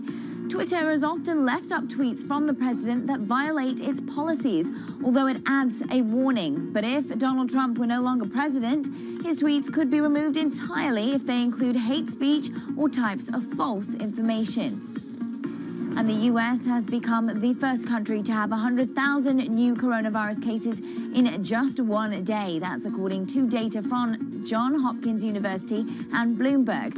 Indiana, Ohio, Michigan, and Illinois were amongst states reporting record number of infections yesterday.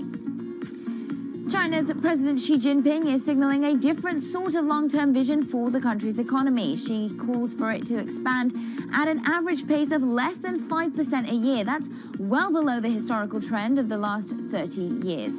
Global news 24 hours a day on air and on Bloomberg Quick Take, powered by more than 2,700 journalists and analysts in more than 120 countries. I'm Ritika Gupta. This is Bloomberg.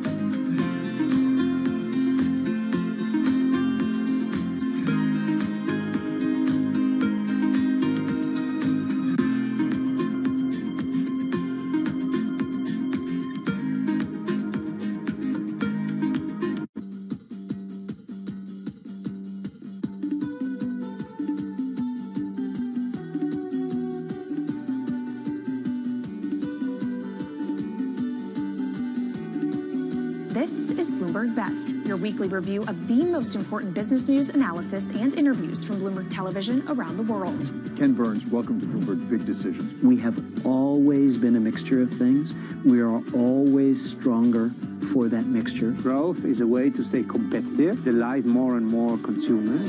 Welcome to the Best of Bloomberg Technology. I'm Emily Chang. They've moved the needle by acknowledging that they have to monitor the content. What is one word of advice you'll take with you?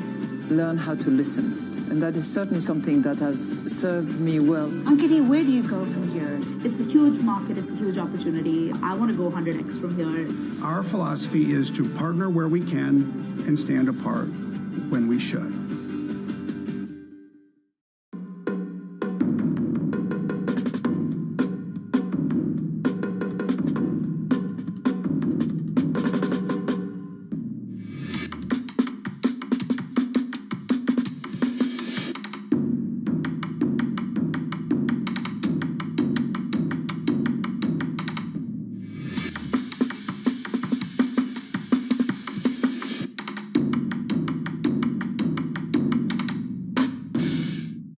What is happening today in India is actually a determination to rebuild our economy. India has an opportunity not only competing in the space of the factory of the world, but a very big opportunity to compete in being the office of the world. We explore the trends, investments, and competition of the European ETF industry. Join us on Bloomberg ETF IQ Europe. Mercedes-Benz is on a path towards CO2 neutral mobility. So we have flicked the switch there, and really we're going to step by step electrify everything. And what does that mean? Combustion engines get electrified.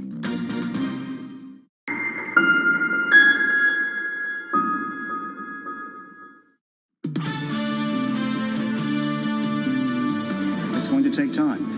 We anticipate having the count, quote unquote, done when the legal deadline for certification is, which is going to be 10 days after the election. That's when we're done, because there are ballots that are still coming in, there are ballots to be cured, there are ballots, there are provisionals that are to be verified. So we can't know how long the process will take. Gabrielle Sterling there, voting system implementation manager for Georgia. Tight races in Georgia, in Nevada, tightening races in Pennsylvania and Arizona as well. We'll talk about that in just a moment. From London and New York this morning, good morning. Alongside Tom Keane and Lisa Abramowitz, I'm Jonathan Ferro. 42 minutes away from the payrolls report in America this Friday. This is the price action going into that number. We look a little something like this. Stocks lower, down 30 on the S&P. We're negative about 0.9%. 4-day winning streak on the S&P. Big week of gains on the cards, even with those losses if they materialise. In the bond market, just a bit softer. Yields just a bit higher, up a basis point to 0.7748%. And in foreign exchange, really the story of the moment. For anyone in foreign exchange right now, the belief is that if you get a Biden White House, you flush through some real dollar weakness into this foreign exchange market, Tom. And I've got to say, over the last several days, that is precisely what has happened. The acceleration of that trend has been substantial in renminbi and particularly in Japanese yen. I'd also note really significant Pacific Rim strength as well as seen through the ADXY index. What we like to do is speak to experts. We just talked to Laura Brown and George Washington about the need for experts in Washington. On election law, he is the nation's expert. Out of Harvard and Yale, and of course a tour at Ohio State, and now the dean of the University of Wisconsin Law School. Daniel Tokaji joins us right now. Dean, thank you so much for joining us here. Your book, Election Law in a Nutshell, is on the edge of definitive. What does election law in a recount look like? Well, it looks like a lot of different things in a lot of states, at least in an election like this one, where several states are still in play. But the bottom line is that while there have been a number of small lawsuits brought by Trump and the Trump campaign's allies, I don't think any of them are going to decide this election, and that's really good news for our democracy. There have been, it's dubious whether several of these lawsuits have any merit to them, but, you know, people are entitled to file cases if they believe there's been a violation of election laws. In the cases that have been brought so far, it looks to me like all of them are small cases affecting a small number of votes and highly unlikely to make any difference in the end. In 1960, the focus, or at least the lore, is on Chicago, Mayor Daley, and Illinois. The reality is the real narrowness of 1960 was Hawaii. I believe it was 115 votes in favor of JFK. How narrow is narrow for pros like you? Well, it really depends upon the size of the state and how many ballots can legitimately be called into question. I mean, you know, of course, we had 20 years ago a really narrow election decided by hundreds of votes in the critical state of Florida. It doesn't look at this moment like any of the states are going to be are going to come down to that margin, at least ones that are going to be pivotal, right? It's possible Arizona could wind up being super close, for example. You know, possible Pennsylvania could wind up in that territory, although on the trajectory that Biden's on, it looks like he's likely to pull ahead. So I don't think we're going to see an election that's coming down to the hundreds of votes where these very small bore lawsuits the Trump campaign has brought or are being supported by are likely to make a difference. Dean Tokaji, can we zoom out a little bit? There is a question overall of whether this election was fair in a voting inclusion type of way, whether the absentee ballots, the mail-in ballots were done and conducted in a good manner, whether the long lines that were reported in certain municipalities were prohibitive to certain people voting. What's your overall take on how well the nation did this time around with voter inclusion and freedom of speech?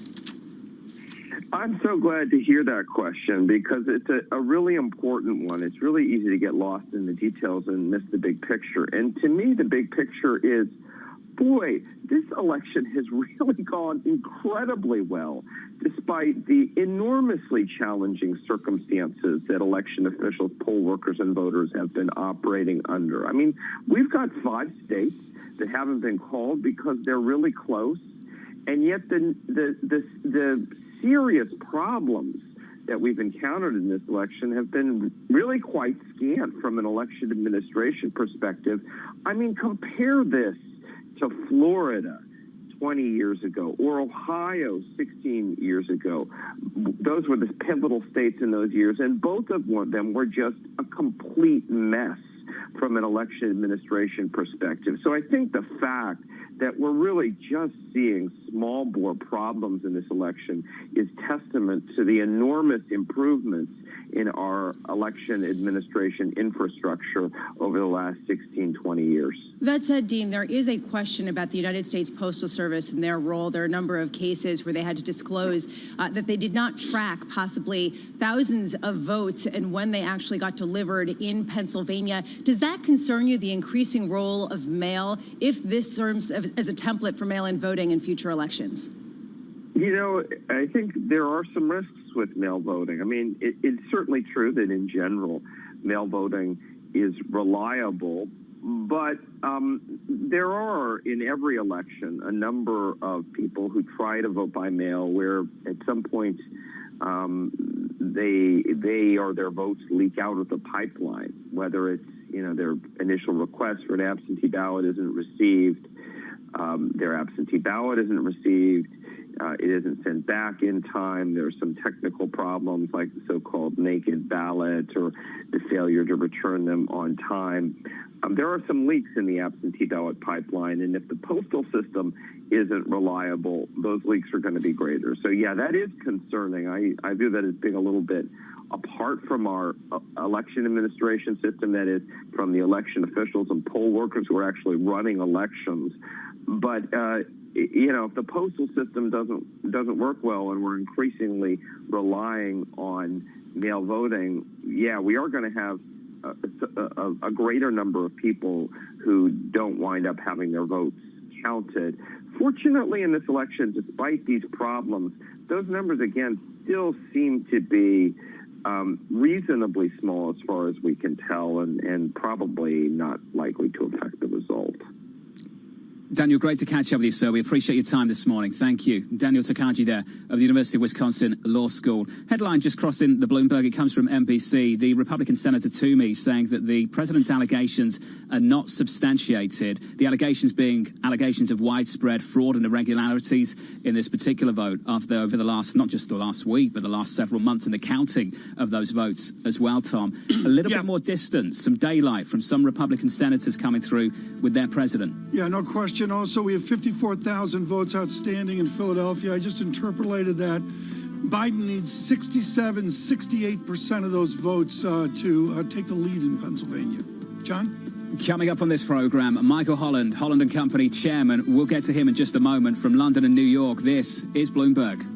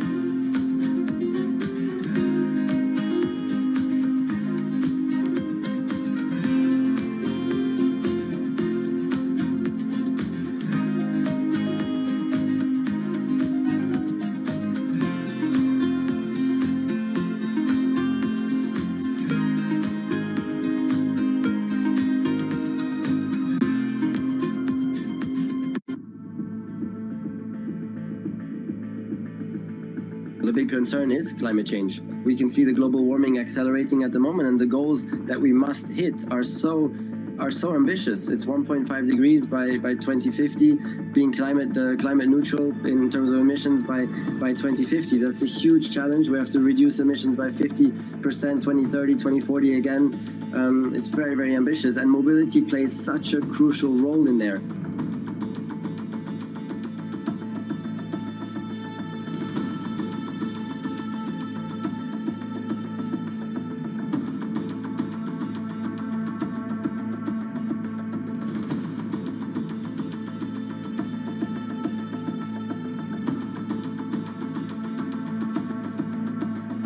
One thing is to do it in developed countries. I think we're going to get there by 2030, but then the rest of the world, and that's just as important. If you look at developing countries, emerging countries, that's where probably the biggest challenge we are going to face, to also deploy EVs there and make mobility greener in those countries.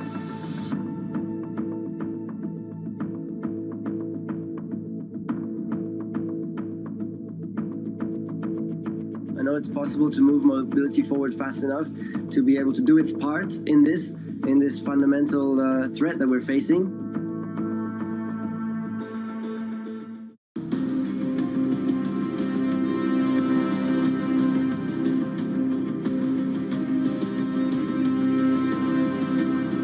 Do you think you'll have to produce less beer in 2021? No, I don't think so. I think consumers will find a way. But I mean, if there are restrictions, but consumers, of course, are smart and they'll learn to live with those restrictions, I think some occasions will migrate.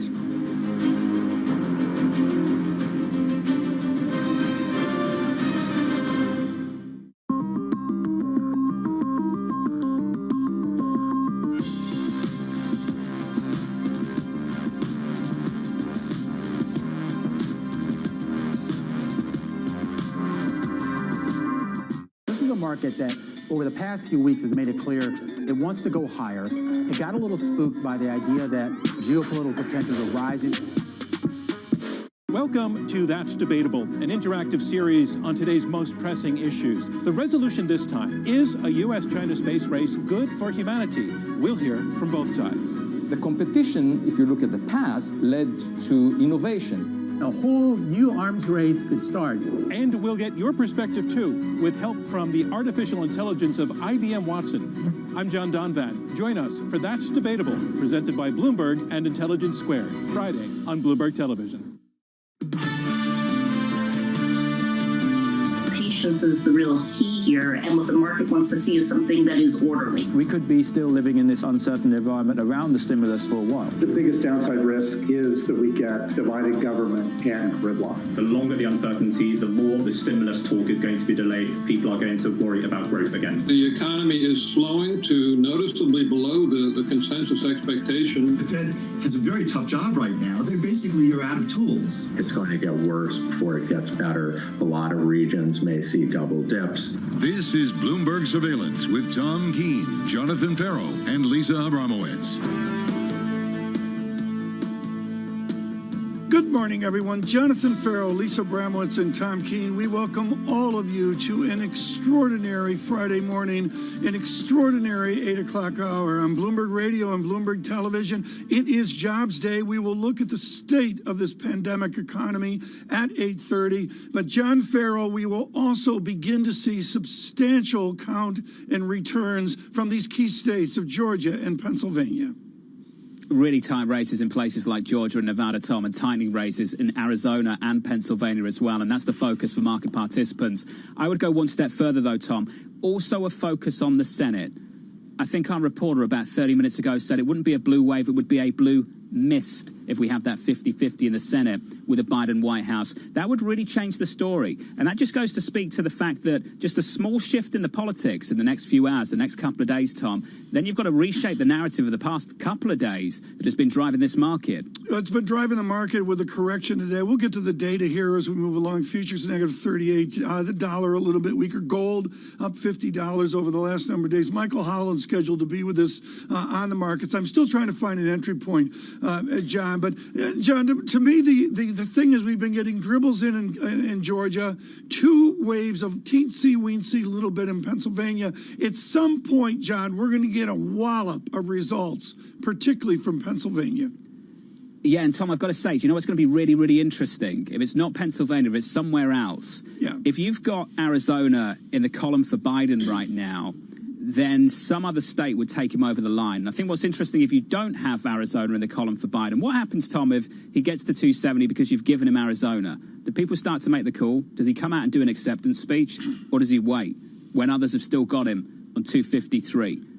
What happens there, Tom? What does that look like in the next several hours? It's one of the scenarios, and as people say, Mr. Trump has X paths to election. It's a pretty narrow path, and Mr. Biden has a little more optionality as well. Lisa Abramowitz on the job economy and what Ellen Zettner told us of Morgan Stanley. Is the unemployment rate really just under 8%? I don't buy it for a minute. Well, neither does she. I mean, she said this is a very narrow measure, and the concern is that the improvement that we have been seeing and we're expecting to see in about a half-hour time is going to diminish as COVID continues to spread. And I will just say, John mentioned that next week, how quickly will it be that the pandemic is front and center? The answer is very. We're seeing record numbers of cases in the likes of Illinois, Ohio, Michigan, Indiana. And the question is, at what point do we hit peak capacity for some of the ICU beds that leads to new lockdowns, Tom? That will have a crippling effect on a lot of aspects of the job market recovery. And just a complete aside, out on Twitter last night from the Swiss government, I saw a beautiful moving chart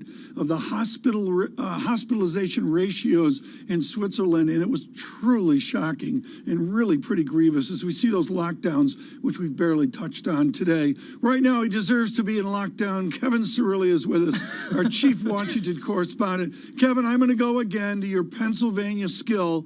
Why aren't we talking about Pittsburgh? Well, three things. First and foremost, because that specifically is where Joe Biden could pick up some key votes that would push him over the threshold. But secondly, I was just looking at the front page on my cell phone, nonetheless, but the front page of the Erie Times News. Love it. Above the fold in Erie County, Biden overtakes Trump in Erie County, just above the fold, and right over the story that is local officials saying, have a small Thanksgiving. I bring this up because Erie County, Tom, was one of three counties that President Trump carried in 2016 that he flipped in the Keystone State against Hillary Clinton. Biden now flipping back right now by a very slim margin late last evening, Erie County, Pennsylvania, and it's playing out in the front pages there. And then the third point that I would make here, it might not come down to Pennsylvania. It might come down to Georgia, where just before I got on air, I looked at the tally, and Biden has overtaken Trump in Georgia by 0.02 percentage points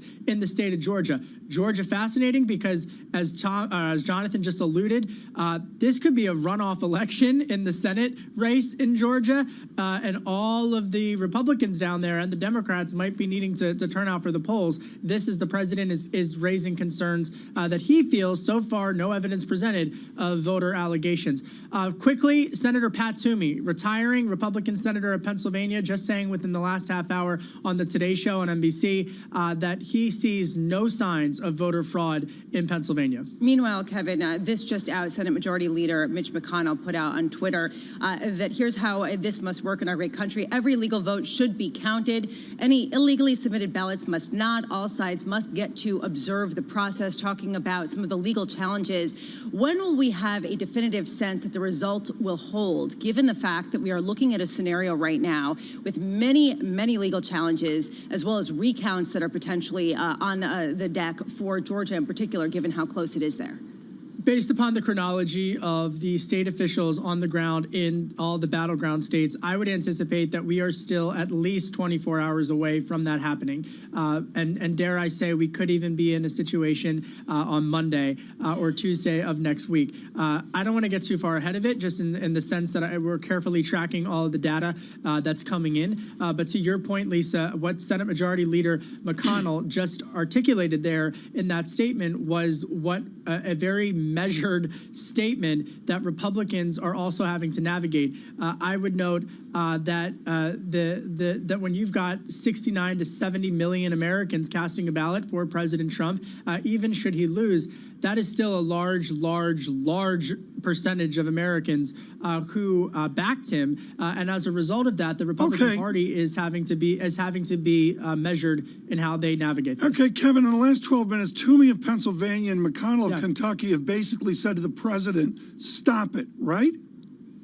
Well, look, no, I think that I would not interpret McConnell's statement as saying stop it. I think, I've got my eye. I mentioned Pat Toomey, 2 other House members that have come out publicly, a bit more aligned with the statement that you just made, Tom.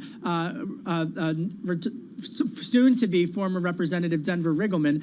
He lost a primary several months ago, but he is a Republican from rural Virginia. He said he was critical in tweets of the president just within the last 24 hours. And also, this is interesting, also Congressman Adam Kissinger. He's another Republican, but he's a rising star within Republican parties. He's a veteran as well. And he came out and urged caution in terms of how the president is speaking. I would anticipate that this is going to be a new divide of sorts for every Republican to have to answer to in the next 24 to 48 hours. Quickly. And I want to make this because this is important.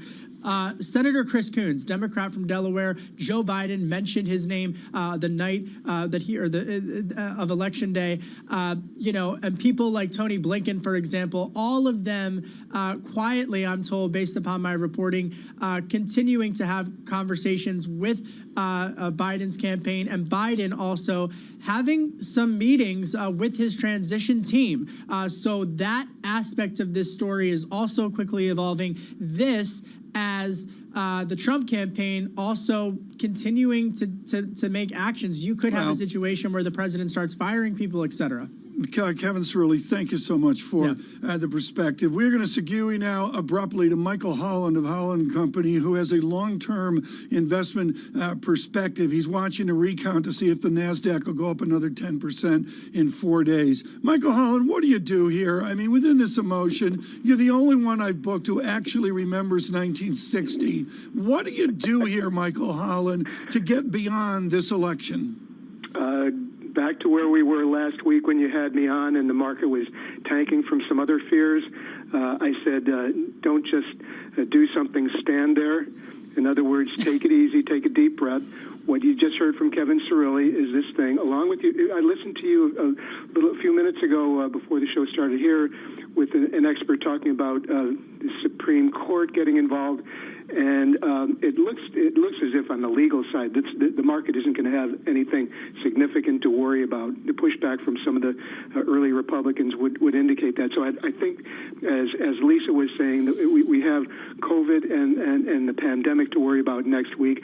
I think in that case, there are 3 things the market's worried about, and I think each of the 3 should be okay over the next few months. The vaccine is going to come. The Fed is going to be there, the most important part of this puzzle. They are going to continue to support the economy. So for the stock market, things are going to be okay, bond market as well. And then the last thing is we will get some sort of stimulus because there will be some coming together of the 2 sides, maybe at least smaller than it would have been otherwise. But the market last week had been afraid of radical moves economically and tax-wise. We're not going to get those because of the strong outpouring of Republican voters. So I think we're going to be okay. Some of the things that are in the market right now are crazy. We've got a little bit of, you talked about 1960. Well, in 1970 had the start of the crazy market there with the Nifty 50, where you had this extreme valuation for the tech stocks and some of the other stocks, and the rest of the market was the great unwashed.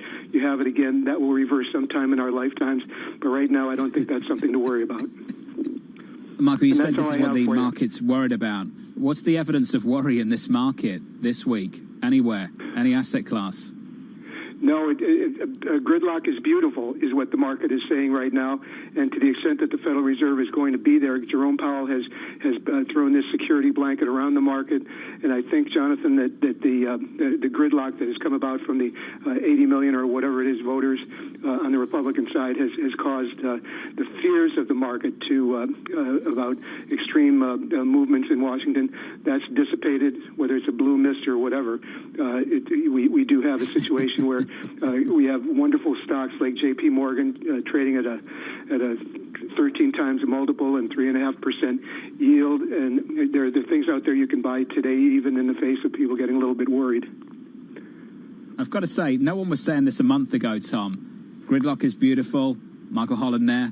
Gridlock in a good way. Chris Harvey of Wells Fargo 2 days ago. But here we are. Gridlock is beautiful, apparently. Yeah, you know, I guess it is. There's just no way to put it. I mean, I look at the equity markets now, John. I look at the where do we have? We have jobs in 18 minutes as well. Michael, you know, you mentioned J.P. Morgan and the banks. When's the when? When do they go? The great news is you and I have been in this business long enough, Tom. We know that nobody knows the when, but we know the what. When you get extremes, whether it's overpriced parts of the market versus the great unwashed, or the what they call value stocks now at some point in the future, and specifically within the value stocks, you have financials. If we get some peace and quiet to some extent because of the gridlock in Washington, the banks are going to be a place that you would have wished that in November of 2020 you would have put some significant money. And the best of the breed is J.P. Morgan, and is trading at a ridiculously low valuation. So, Michael, once the political story unfolds, what's the COVID story that's tradable at this point, given how it's worsening? Oh boy, that's interesting. As things are coming under pressure, Lisa, I think that whatever reverses, let's play a game here, and you and I are going to say that 2 months from now we actually have a very successful vaccine, which is actually in significant production and looks as if it's going to get distribution. What is the snapback when you get that kind of certainty? And I think that in addition to the obvious things of healthcare and so on, that could be a trigger for the stay-at-home big tech stocks to the flip side. I'm lousy at shorting, so I wouldn't short the stocks, but that could be a time when those stocks start doing opposite day maneuvers. The big tech stay-at-home stocks. So I would say.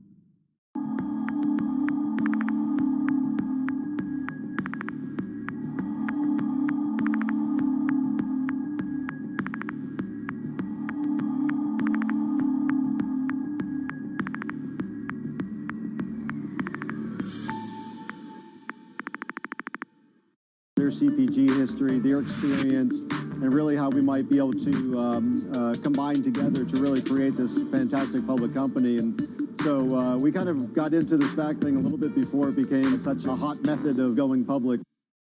Give you a sense of the real-time action. The 10-year yield tumbling now 11 basis points, so continuing in this knee-jerk risk-off feel.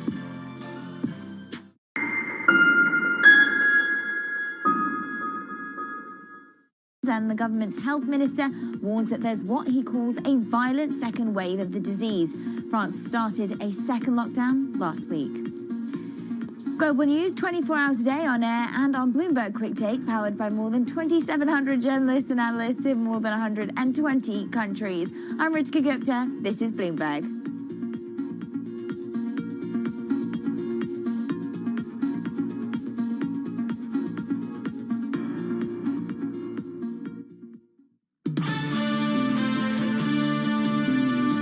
I think we'll have a stronger recovery if we can just get at least some more fiscal support when it's appropriate, when it's appropriate and the size Congress thinks it's appropriate. It's a good time to take a step back and let the institutions of our democracy do their jobs. That's the caveat there. That's the caveat there from Jerome Powell, the Federal Reserve Chair.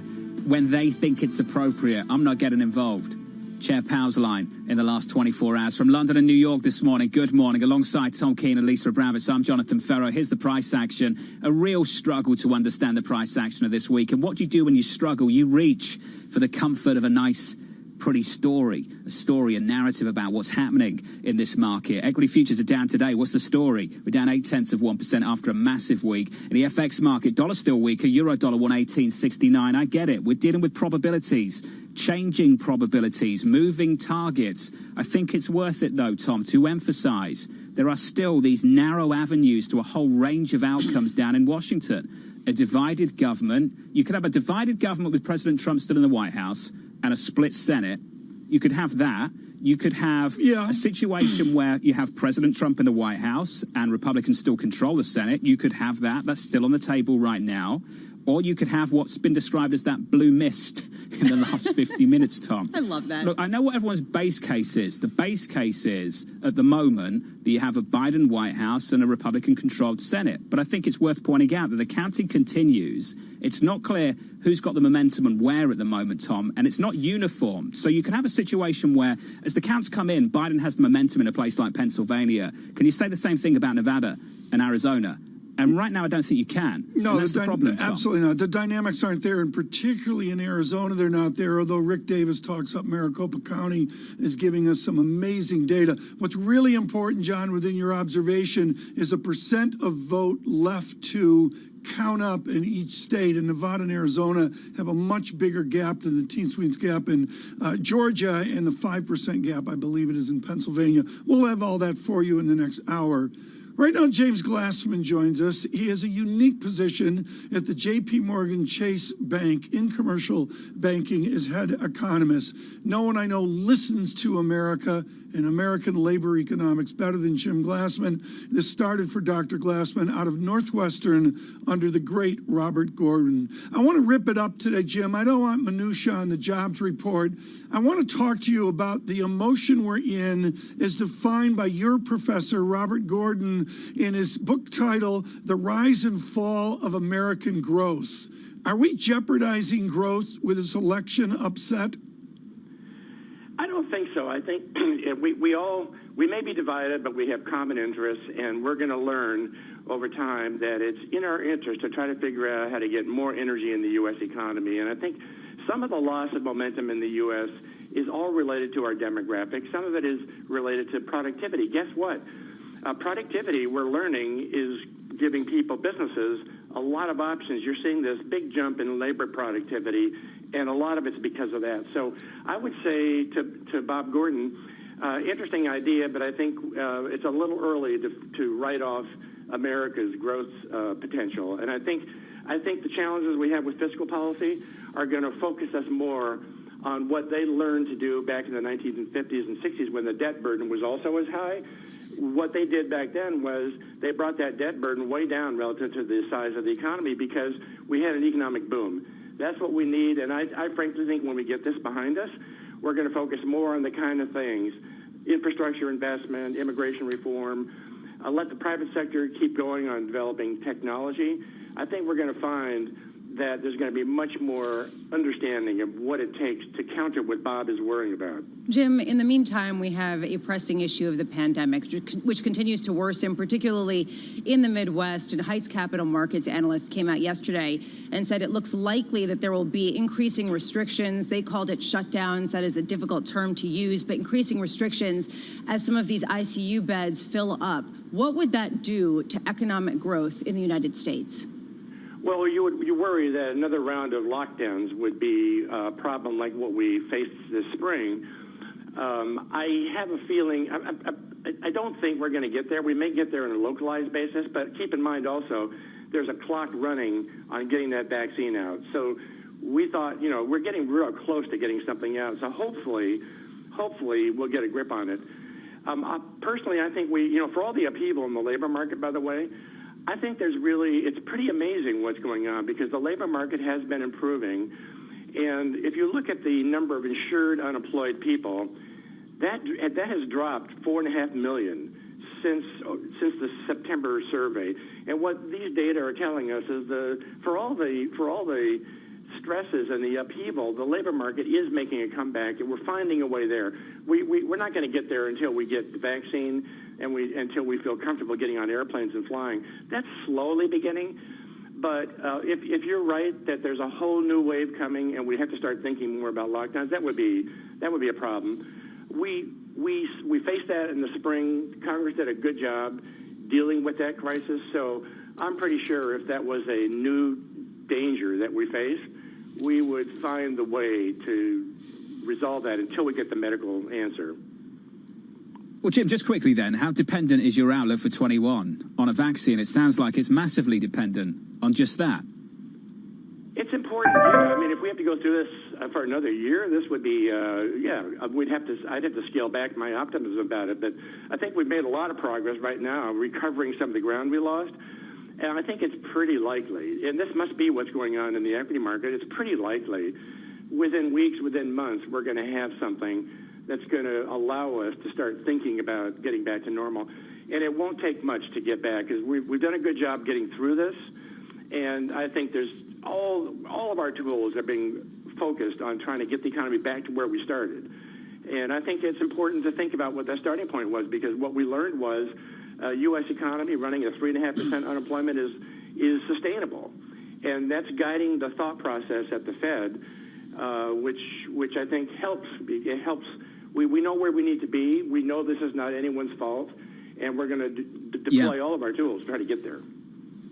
Jim, great to catch up. Jim Glassman there, JP Morgan Chase Commercial Bank. The payrolls report out in 5 minutes' time. The median estimate in our survey, 580,000. That's the first time I've mentioned that number today, and we've been on air for 1 hour and 25 minutes. In the foreign exchange market, a weaker dollar Swiss, the Swiss franc, dollar Swiss, a break at 90 at 0.8994. We have not been down here since January 2015. Many of you, including you, Tom Keene, will remember January 2015. I believe that's when the rug got pulled out of that Euro-Swiss 120 floor and the Swissy went flying. An hour and 25 minutes we've been on air. That's amazing, John. For me, I know you get the extra 3 hours. Well done, you did some work this week. For goodness sake. From London and New York, this is Bloomberg.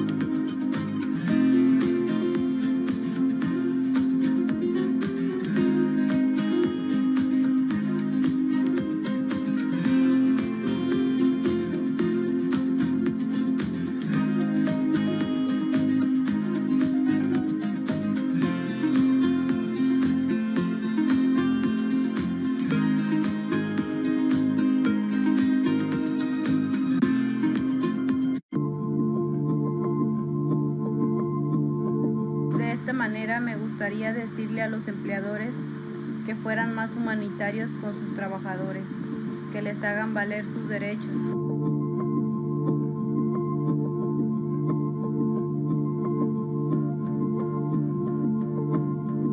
Y estábamos viviendo en dos casas, en una 50 personas y en la otra otras 50. En cada casa había 5 habitaciones. En cada habitación había de 3 a 4 camas abarrotadas. Vivíamos de 6 a 7 personas. Un baño para cada habitación y una cocina para todas.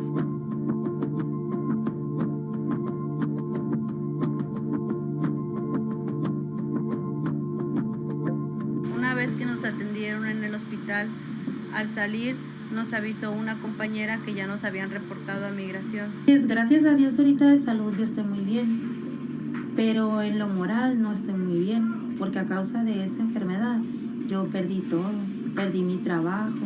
Yo creo que mi caso resulta un gran problema de cómo las personas migrantes estamos en riesgo de explotación por parte de los empleadores.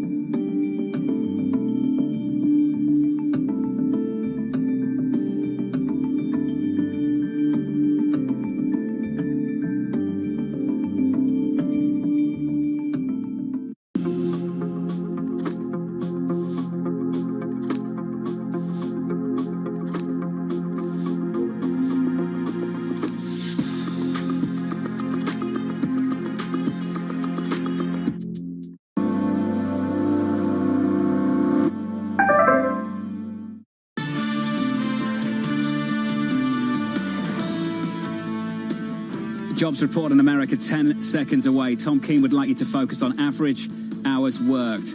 He believes so much in himself that he thinks he's moved the number over the last month. The estimate 580 on non-farm payrolls. The numbers drop right now. Let's bring in Michael McKee. Hey, Mike.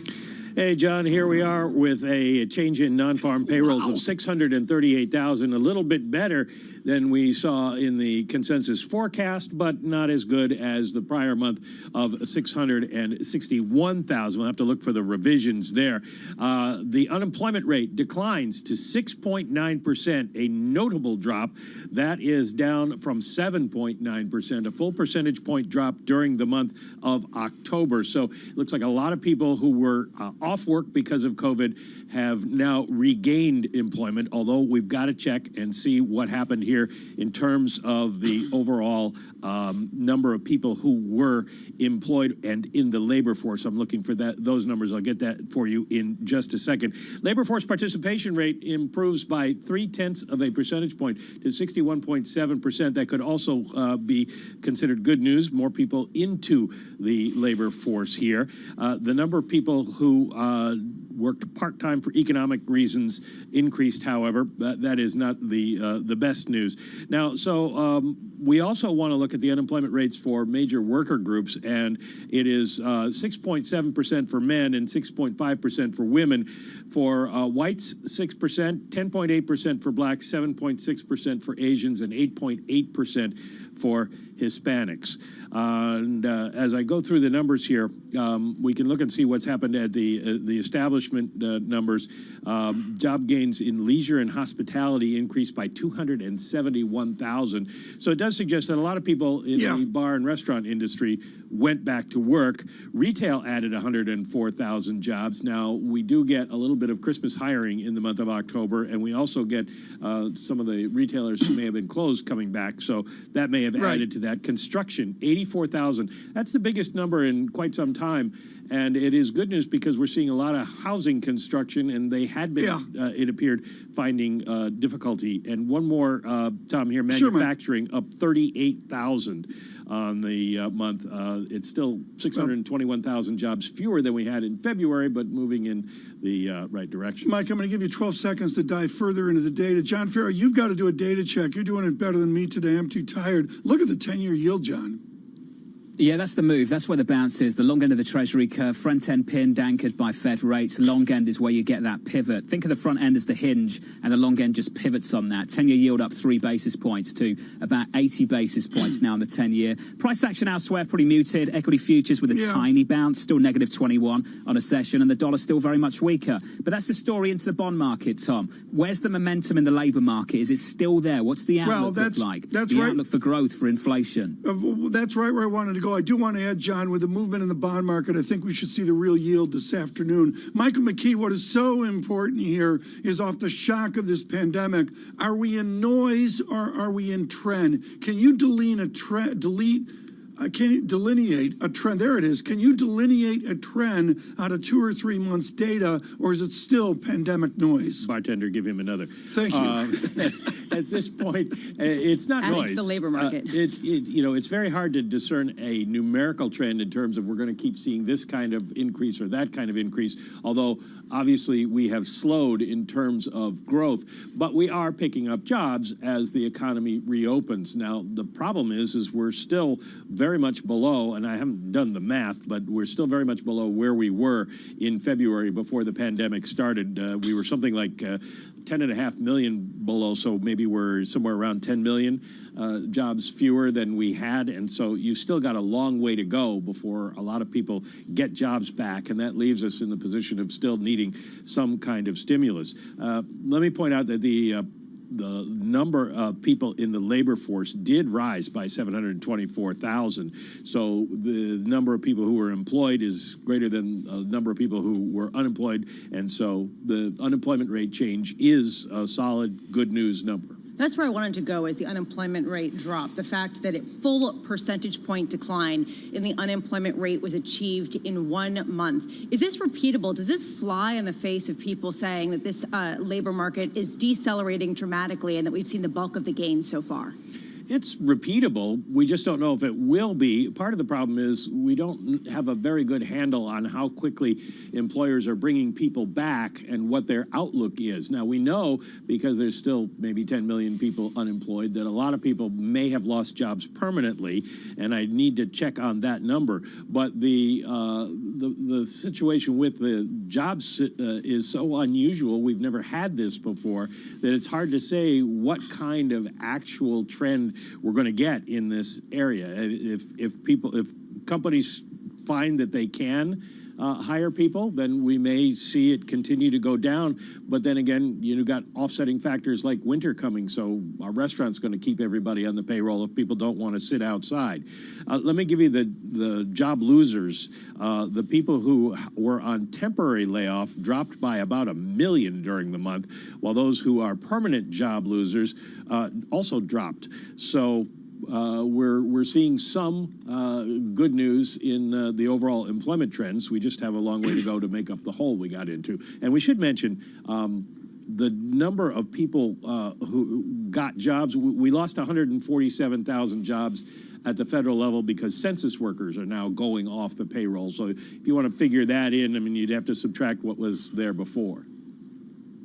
Mike, great to catch up, as always. Michael McKee there, breaking through the numbers and looking at this economy. Just a little bit of light election relief for you for the next 5 minutes as we sit on this payrolls report. Nice upside surprise, 638, the headline number on payrolls. The previous month, a positive revision to 672 from 661. The unemployment rate, absolutely stunning. I've got to say, to see this drop from 7.9 to 6.9. The median estimate in our survey was 7.6. This is the reaction in the market. Equity futures still lower, off the lows, still down 15 points, off by 0.4%. In foreign exchange, the story, the dominant story through this week has been a weaker dollar. Euro dollar approaching a 119 handle. But in the bond market, this is where you get a move. Treasuries lower, 10-year yields up. 30-year yields higher, up 3 basis points on a 10-year, up about 5 basis points on a 30-year yield. Off the back of a pretty decent payrolls report, Tom. Absolutely pretty decent, and you see it with the market move. Jeffrey Rosenberg with us now, BlackRock portfolio manager of their systematic multi-strategy fund. Jeffrey, good morning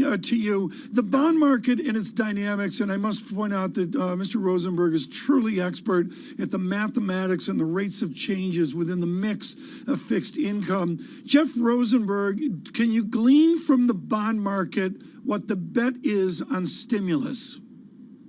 You know, not really in terms of, I think you're talking about, the debate about fiscal stimulus in a lame duck session, Tom. Is that the focus? Yeah, I mean, like that, or the how muchedness of it, just the crazy position that we're in right now. You know, you're so good, Jeff, at the rates of change of spreads and all that. Can you glean a policy response out of it? I wouldn't go that far, Tom. I think what you're seeing here is a good report from the labor market reminding us that there is labor market healing going on. And post-election, you had cleaned up a lot of the crowded positioning around the bear steepening from fiscal policy. So you're coming into today's report with a lot of positioning that is more neutral with respect to longer-term growth, inflation expectations, post the big flattening that we saw after the election and we priced out the blue wave. Now I think what you're seeing here is not so much about a bond market view towards stimulus, but simply that the stimulus is naturally occurring as the labor markets heal. It's a pretty strong report, strong vote of confidence, pun intended there. Hopefully you caught that. We caught that, thanks.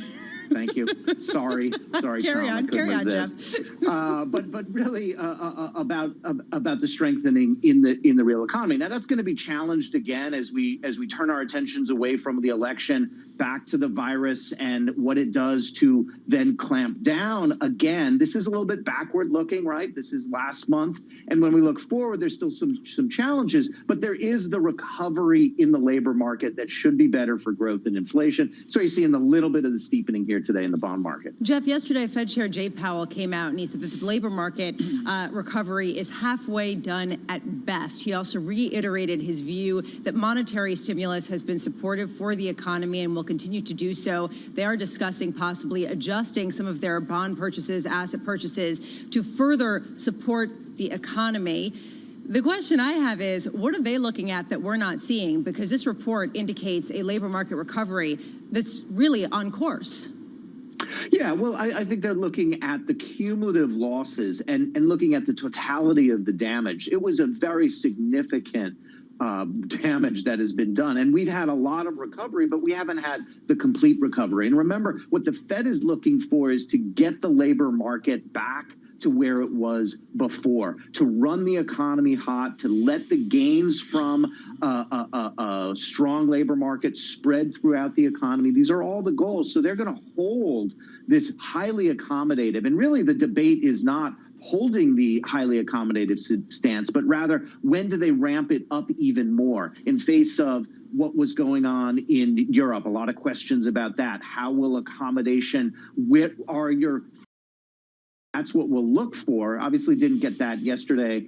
We'll look for it whether it's in December or in the new year. Yeah. And that's really what the Fed has left in the toolbox to address the needs for further accommodation, as we get through the fear of this, winter surge in the virus. Well, yesterday, Frederick Mishkin came on our show, former Fed governor, and he said he doesn't think the Fed has any more tools left to support the economy. It does seem like the market is betting that the Federal Reserve will be able to at least stimulate asset prices further, with junk bond yields falling to the lowest since 2014, but not necessarily edify this economy. Do you agree with that view, the idea that you can go into riskier debt with the idea that the Fed will backstop you even if the economy continues to be sluggish and fails to recover on pace? Well, what the credit market interventions are really about is the ability of the Fed to use its lending facilities to extend a credit cycle, to postpone the impact of cash flow disruptions from COVID. And that's been a very successful program to bringing back financial market functioning, which is exactly the the point of those policies. So I think there's a lot of room for the Fed to extend that, to support financial market functioning, to dampen credit market volatility and provide that lubricant for more credit functioning. But the Fed can't fix the fundamental issues of COVID and its disruption in the economy, and most importantly, its disruption to business models. You know, Powell said another thing, you know, taking out a loan, this is more in the Main Street lending facility, but it applies to the large companies as well. Taking out a loan that you can't afford isn't necessarily going to be a solution. For large companies, it is a solution to postpone, to buy them time. And financial markets like that because the longer you defer, you delay, you postpone incidents of default, you're earning coupons because you're using that borrowing to pay the current interest. And so you can kind of kick the can down the road here for a long time, but there is still a reckoning for business models that don't work in a post-COVID economy. They're going to need a restructuring. Jeff Rosenberg, in this chaos, how do you be systematic? If you change that word at BlackRock, how do you affect systematic?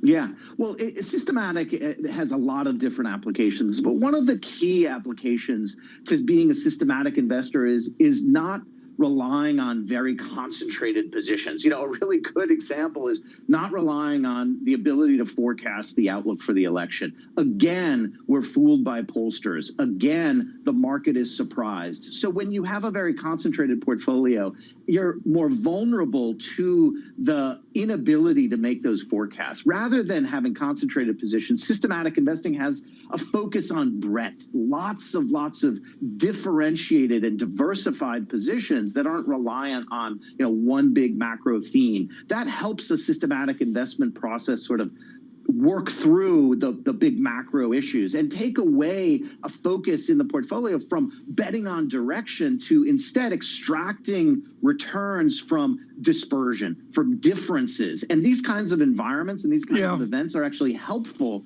for boosting the amount of dispersion, and it's very supportive to that type of investment approach. Jeffrey Rosenberg, thank you so much. Interesting treatise there, folks, on where the bond market is amid the jobs report, amid the election. Futures advance, what were we, negative 30 or something now, negative 14 on futures. The VIX 27.92 was a 28 handle before. If you're just joining us, a stunning unemployment rate. The U3 6.9%, distant from the gloom of 10% that we felt only a number of months ago. The VIX coming in off this good news with a better market performance. Again, red on the screen, but still futures, negative 14. Yields come out 3 basis points on the 10-year yield, a higher yield. This is a joy. She's been with us almost daily. I think we may hire her for team surveillance as well. Wendy Schiller with us, out of scenic Providence at Brown University, and we're thrilled she could join us this morning. Wendy, I'm going to do this to you. I'm going to give you an open question. What did you think of the president's speech last night?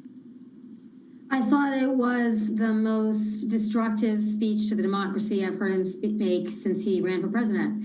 I think sometimes Trump gets a raw deal. Sometimes he points out things that are true, and then that gets all distorted. But in this case, there was absolutely no truth to what he was saying. And what I'm worried about are people on the ground counting the votes. These are people like you and me. They are just doing their civic duty. They're in, Maricopa, Arizona. They get out at 1 a.m. There's a bunch of people outside in the parking lot taking pictures of their cars and their license plates. I mean, this is just incredibly frightening. People could get hurt with the words of the president in the White House briefing room with the presidential seal. If he wants to sue, he can sue. George W. Bush sued, and it worked for him. That's the American way. We're a very litigious society. But I thought it was such an affront to just the sort of soul of the democracy. And I just couldn't believe, and I didn't think he was worthy. He could win Arizona. Pennsylvania's not over yet. He's still in the lead.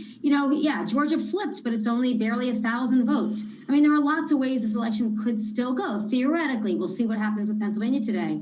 But I don't think he did himself any favors, and I don't think he did the Republican Party any favors.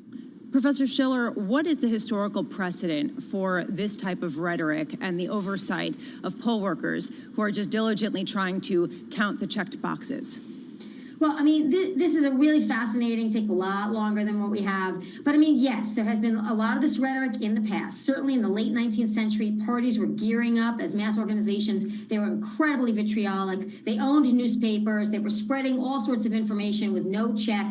There have been periods of time in the past where this has been very similar in American politics. So we have had this kind of dispute. But, you know, it started really with the civil rights movement and thinking about making sure that African-American voters could vote, particularly in the South, and thinking about how do you watch for violations or rejections or turning people away from the polls. So it's relatively new to have this kind of observational activity in the polls. It's not, you know, more than 60 years old at best. So we're still, you know, new at it. But by all counts, the Republican governor of Georgia and the Republican Secretary of State of Georgia has had this practice. There are Republicans and Democrats. But the bigger point is it's going to take a little heavy lifting by people who maybe are on the sidelines. Maybe you support the Republican Party. Fine, good for you. But when you attack the actual integrity of the voting process, which gave Republicans victories in the Senate and victories in the House and victories in state legislatures, then you're attacking the soul of democracy. So you have to step up and say, listen, maybe you lost the election. But it's got to really, really bother President Trump if he loses. But all of the Republicans that he believes he's carried over the last 4 years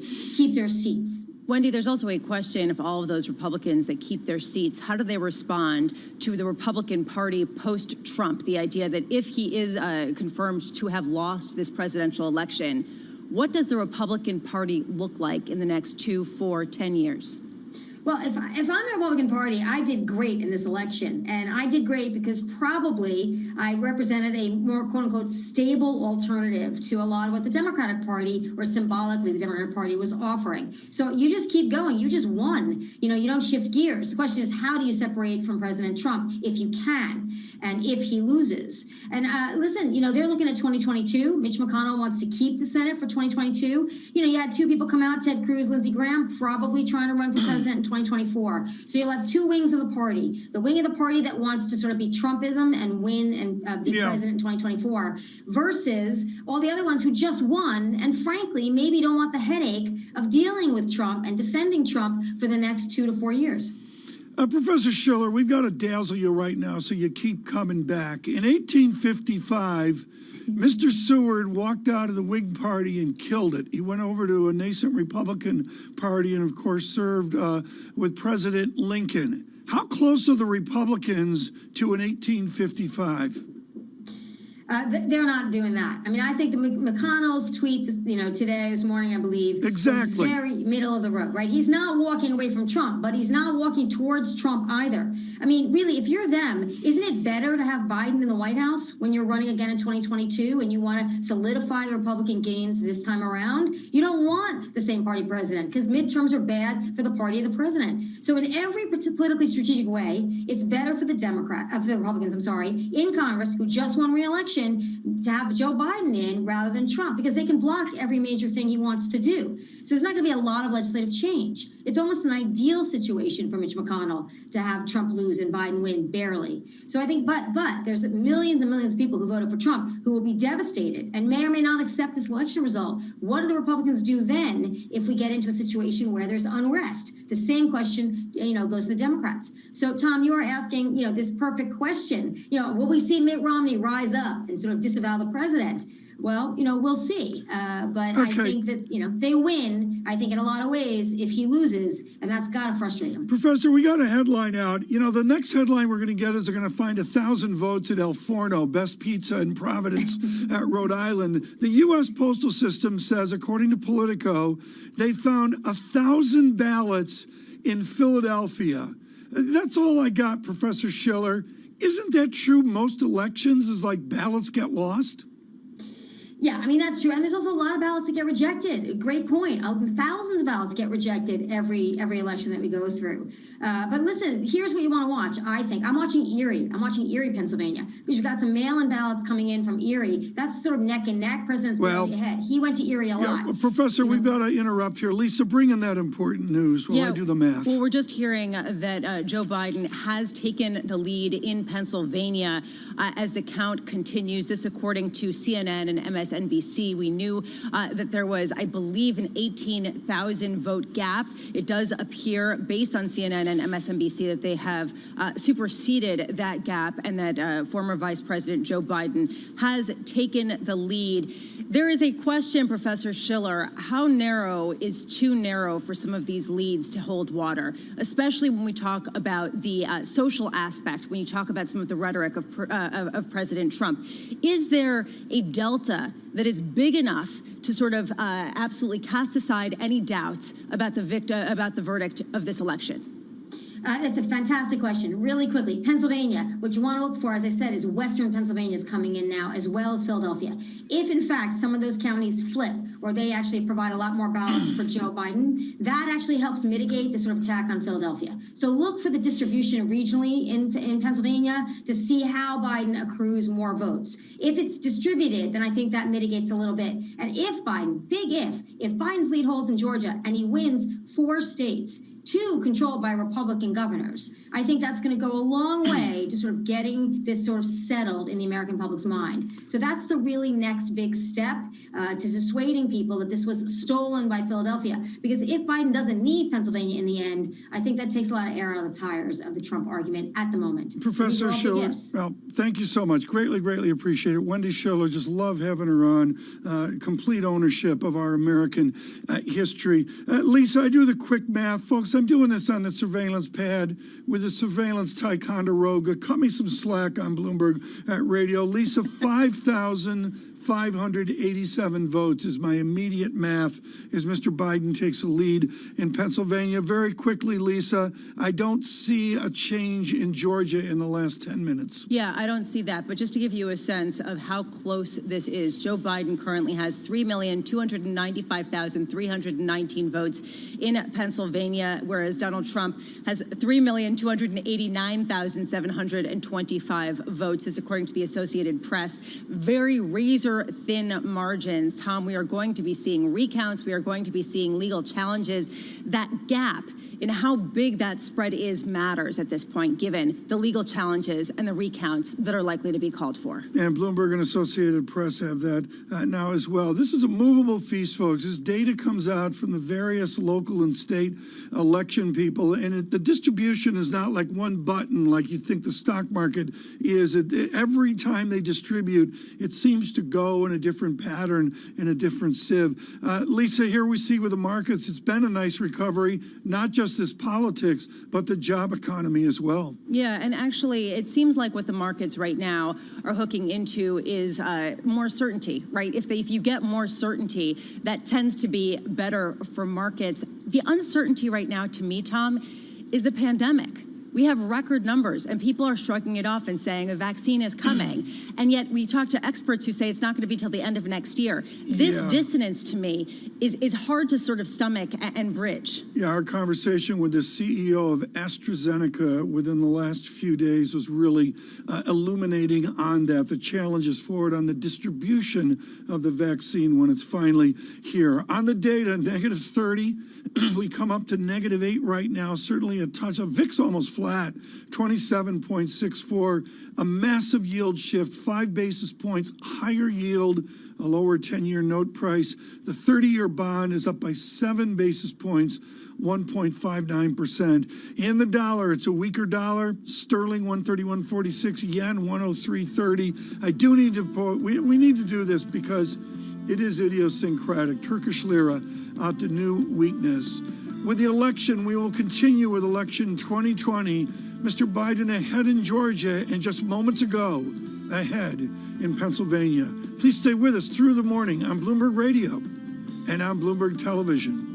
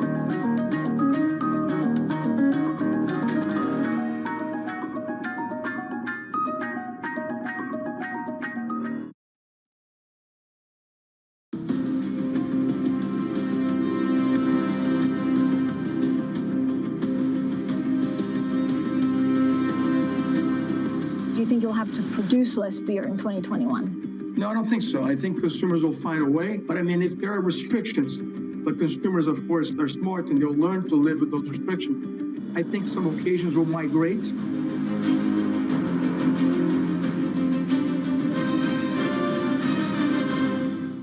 I think what we've seen during this period of time is that communicating via video is not a fad. We are using it in all aspects of our lives, for work, for learning, for communicating, for staying in touch.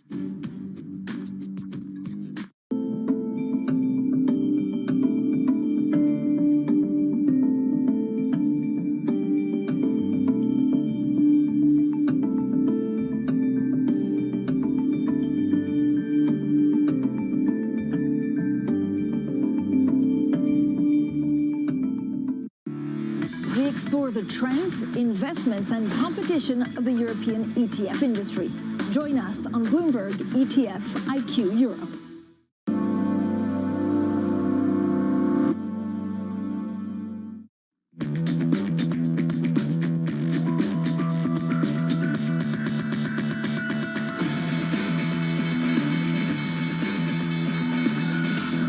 For our audience worldwide, good morning, good morning. The countdown to the open starts right now. With 30 minutes until the opening bell, we erase this morning's losses. Equity futures down by about 0.1%. We begin with the big issue. The counting continues. Vice President Joe Biden taking a nominal lead in Pennsylvania after getting his nose in front in Georgia earlier this morning. Biden continuing to urge calm and patience.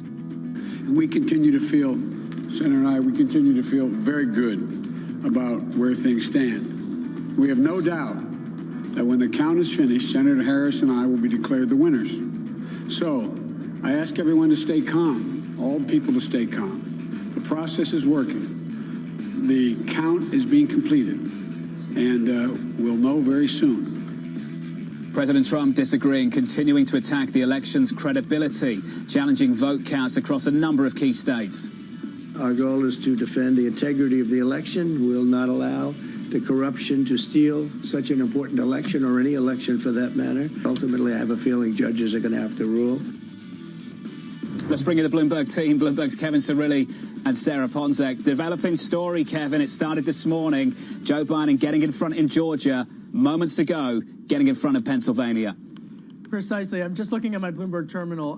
Joe Biden are now ahead in Pennsylvania by 5,597 votes. This according to the new data that has just come in. Joe Biden now leading President Trump in Pennsylvania with 5,597 votes. According to election officials on the ground in the Keystone State, still at least 20,000 votes to be counted in Philadelphia County, a predominantly traditionally Democratic part of the state, and other surrounding areas of Philadelphia and other counties still counting votes. But Joe Biden has now taken the lead in Pennsylvania and erased the edge that President Trump had in Georgia, a very much significant development over the past couple of hours. Meanwhile, the president, as you alluded to, still looking to make a legal case as it relates to a host of different swing states. You heard yesterday President Trump in the Brady briefing room combative and looking to continue onward. What I have my eye on this morning, Jonathan, and what we should be looking for today is the comments from top Republican senators. Earlier this morning, Senator Pat Toomey, a Republican from Pennsylvania, speaking on NBC's Today Show, saying that he does not see any evidence of voter fraud in the battleground state. That's significant. Also, Senate Majority Leader Mitch McConnell putting out a very measured statement in which he says that all legal votes need to be counted. A measured comment from the Majority Leader. Then you have House members, two that I want to point to, a retiring member and a prominent one. Congressman Denver Riggleman, a Republican from Virginia. He criticized the president for his tone in recent days, as did Congressman Adam Kinzinger, a veteran and also a prominent Republican in the party, raising concerns about how the campaign, as well as President Trump, is communicating. It's important to watch how the Republican Party begins to communicate to this embattled president as Joe Biden now taking the lead in Pennsylvania. Jonathan? Well, Kevin, let's talk about that lead and why it's so important in Pennsylvania right now. 264, according to the Associated Press. Others haven't given him Arizona. Those 11 votes would take him back to 253. The 20 votes from Pennsylvania gets it done. Now, can you walk us through what's left to count in Pennsylvania and how heavily does that count at the moment as those mail ballots are still being counted? How heavily does that tilt towards the former vice president?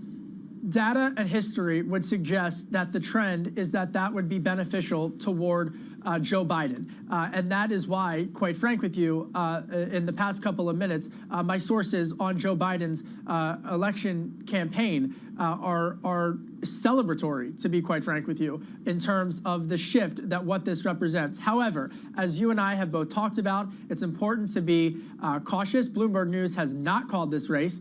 There are still developments as it relates to Arizona and Maricopa County, as well as Nevada, where election officials in Nevada have said that they might need until this weekend to continue counting the votes on that front. We should note the prospects of potential recounts in North Carolina and Georgia, and the legal strategy that Rudy Giuliani, the former New York City mayor and, of course, the president's personal attorney, he was on the ground in Philadelphia just the other day suggesting that there would be some type of legal front. And very much in real time, and typically I don't go there, but it's important to note, conservative media, conservative thought leaders are also having in public quite increasingly a discussion about how to navigate this. And again, talk about a very key moment when the senator of Pennsylvania comes out on the Today Show and says that he does not see any evidence as of now of voter fraud.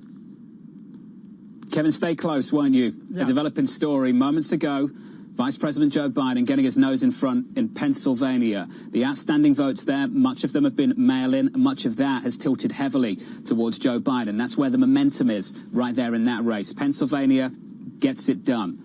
Elsewhere in Georgia, just about getting his nose in front earlier this morning. In this market, we erased the losses of this morning, largely off the back of a huge upside surprise in a payrolls report, 24 minutes out from the opening bell. Let's bring in Sarah Ponzek. Sarah, your read on the price action this morning, please. This is a market that is once again trying to move higher, tacking on possibly a fifth straight day of gains for the S&P. This after you mentioned a better than expected jobs report, 6.9%. That is your unemployment rate. At the same time, it has not been called, but a presidential race that looks incrementally closer to a Joe Biden win. There you see it. At one point, S&P futures were down 1.4%, pairing much of those losses. At the same time, our laggards on the week turn to winners, and our winners turn to laggards. There you see the Russell 2000 higher this morning, ever, albeit slightly, and you see the NASDAQ, the worst of the major benchmarks this morning, down 0.6%. Also, we see a bear steepening impulse in the bond market, too, with 10-year yields pushing higher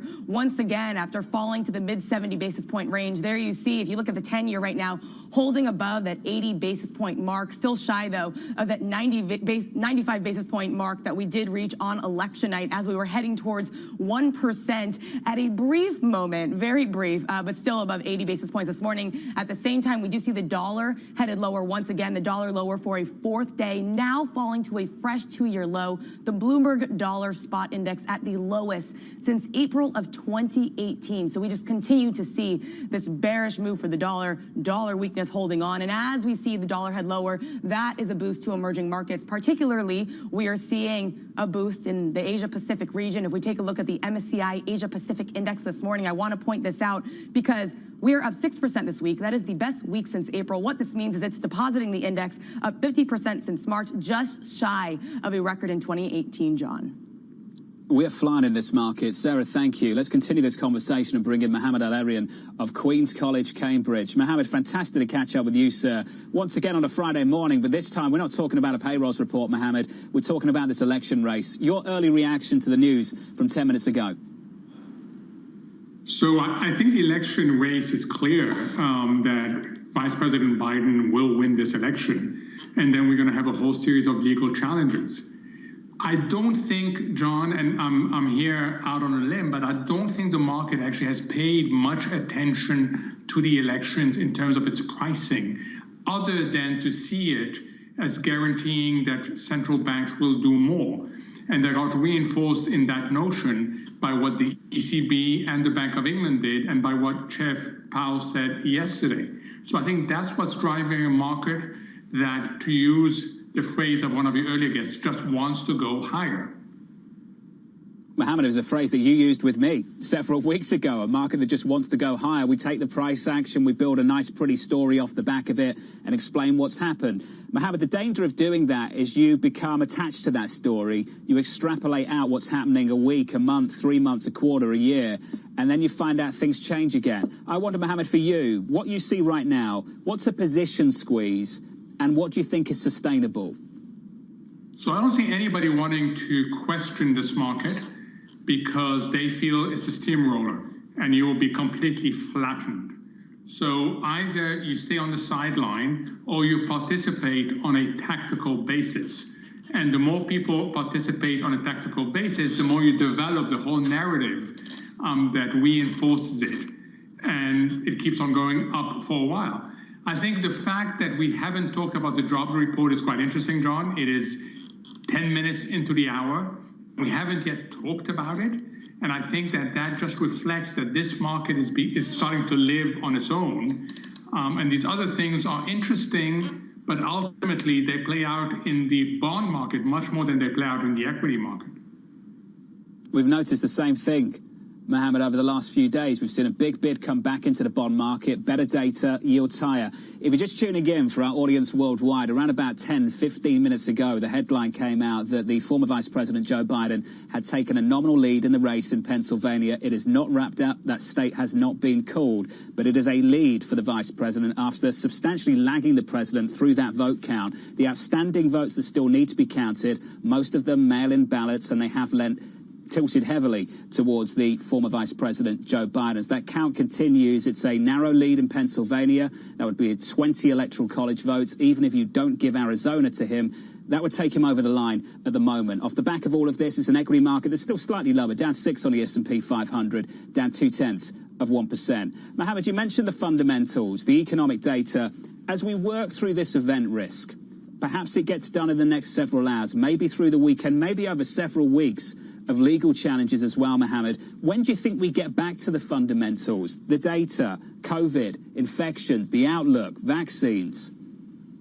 So I was asked a little bit earlier by a colleague at Gramercy, what are you thinking of? And I never mentioned the election. I never mentioned the legal question when it comes to the market behavior. What we're going to see over the next 6 weeks, because we don't have any Fed meeting, we're not going to get any stimulus, is this tug of war between very positive technicals and awful COVID numbers together with no policy news. That is the trade-off that's going to play out. And the question mark for people, are technicals sufficient to overcome these other two things? In terms of the economy, you know, the 3 levels of messages from today's employment report, and I think they're important. One, it came in better than expected, not only in terms of job creation, but also a sharp fall in the unemployment rate consistent with higher labor force participation. That's really good news. Second, depending on what you look at, jobs creation or the unemployment rate, you have different views as to whether the improvement in the labor force is keeping up or slowing down. And then third, the hardest question of all, John, what's the forward-looking information content?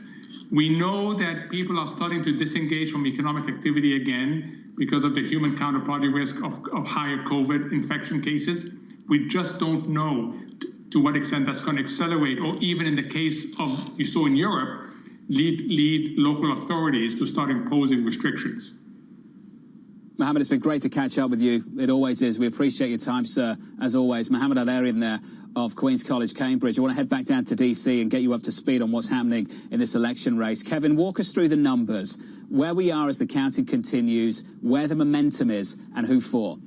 Well, the magic number right now is 5,594. That's according to the latest data that just came out of Pennsylvania from voting election officials. And that's the lead that Joe Biden now has in the battleground state of Pennsylvania. A significant number to watch is also 20,000. That is the minimum number of votes that are still left to be counted in Philadelphia County, a predominantly Democratic city in the state of Pennsylvania. beyond that, I can tell you that just in talking with and communicating with sources in the past several minutes, Democrats are increasingly optimistic, even more so about their chances now of a Biden win because of this lead, and based upon the votes, the remaining votes that have to be counted, traditionally and historically, that would trend to widening that lead in Pennsylvania. There are still votes to be counted. Bloomberg News has not called this race. There is also, I would note, a historical context here. Pennsylvania was a state that President Trump carried in 2016. The last time a Republican did that was 1988. This is also the state where Joe Biden headquartered his campaign. He was frequently campaigning there, as was President Trump, in several days. But beyond this, the subtext behind the scenes, Senator Pat Toomey, a Republican from Pennsylvania, retiring at the end of his term. He still has at least a year left in his term. He's coming out just this morning and said to NBC that the president's remarks yesterday at the White House were, quote unquote, hard to watch, end quote. So fascinating developments, and the president has continued to allege voter fraud in states like Pennsylvania as well as others, but as of now has not presented evidence of such. It will likely, according to the president's comments, as well as according to his campaign officials, likely they are preparing some type of legal suit, but there just hasn't been one that's been filed. There's been no evidence that's been presented. So that's where things stand as of now. We will anticipate additional vote tallies from Pennsylvania as well as other states in the coming hours as well as the coming days. And we should note, as Mohammed just alluded to, we should note that this still might drag out a couple of days, but a significant development in the past couple of minutes in Pennsylvania. Yeah, and as the team's reporting, most of these ballots outstanding in Pennsylvania are in the Philadelphia area. And Kevin, as you know, Biden has got a heavily lean there. Not in that area, not just in that area, but also in the mail-in ballots. And the mail-in ballots, just to give you an idea, 87% of the latest batch of mail-in ballots went in his direction, Kevin. How close do you think others are to calling that state for him? Well, you know, and another shift that happened just last night was Erie County, which is a county in the northern part of the state by Lake Erie, where Biden also took the lead against Trump in that county. That was one of 3 counties in Pennsylvania that Trump flipped in 2016 and stole from and won from Hillary Clinton, and he was able to nab Pennsylvania as a result of Erie County. Biden taking the lead in Erie County, which is a traditionally blue-collar town, more rural, so to speak, and more blue-collar, is hugely significant as a result of Erie on the opposite, literally, end of the state. And so, to your point, with 20,000 votes left in the urban part of the state in Philadelphia County and the city, and the mail-in ballots, again, we got to be careful and we got to follow the facts and the hard numbers in front of us. But data and history would tend to put forth the notion that would trend in a positive direction for the Democrats in Pennsylvania. Again, based upon reporting, Republicans are also saying that they are fully prepared to mount some type of legal challenge. Kevin, as I said before, stay close. We keep getting more news and updates on this story as the counting continues. Thank you, sir. I want to bring in Michael McKee, our international policy correspondent, on the story. Mike, the base case for so many people in this market is divided government. The base case for many people in this market is that we won't get the fiscal package that we were thinking about several months ago. What's the base case for an economist looking at this economy and the need for action down in Washington? Well, you know, it's interesting. We're starting to see the real comeback as jobs are restored. 638,000 jobs we'll call it restored, during the month of October. Although that is higher than estimated, it is smaller than it was in the prior month. So things have slowed down, which keeps the case for new jobs assistance alive. The unemployment rate, though, 6.9%, a full percentage point drop. And as Mohammed El-Arian was saying, saying it comes on the back of higher labor force participation. That suggests maybe things aren't as dire and may take some of the pressure off members of Congress, at least for that big package that they were talking about. The U6 rate continues to drop. It falls to 12.1 from 12.8. The number of people who lost their jobs temporarily declined by 1 million. The number losing their jobs permanently also declined. So more reasons that it doesn't necessarily have to be done. However, we did see state and local job losses of 65,000 each.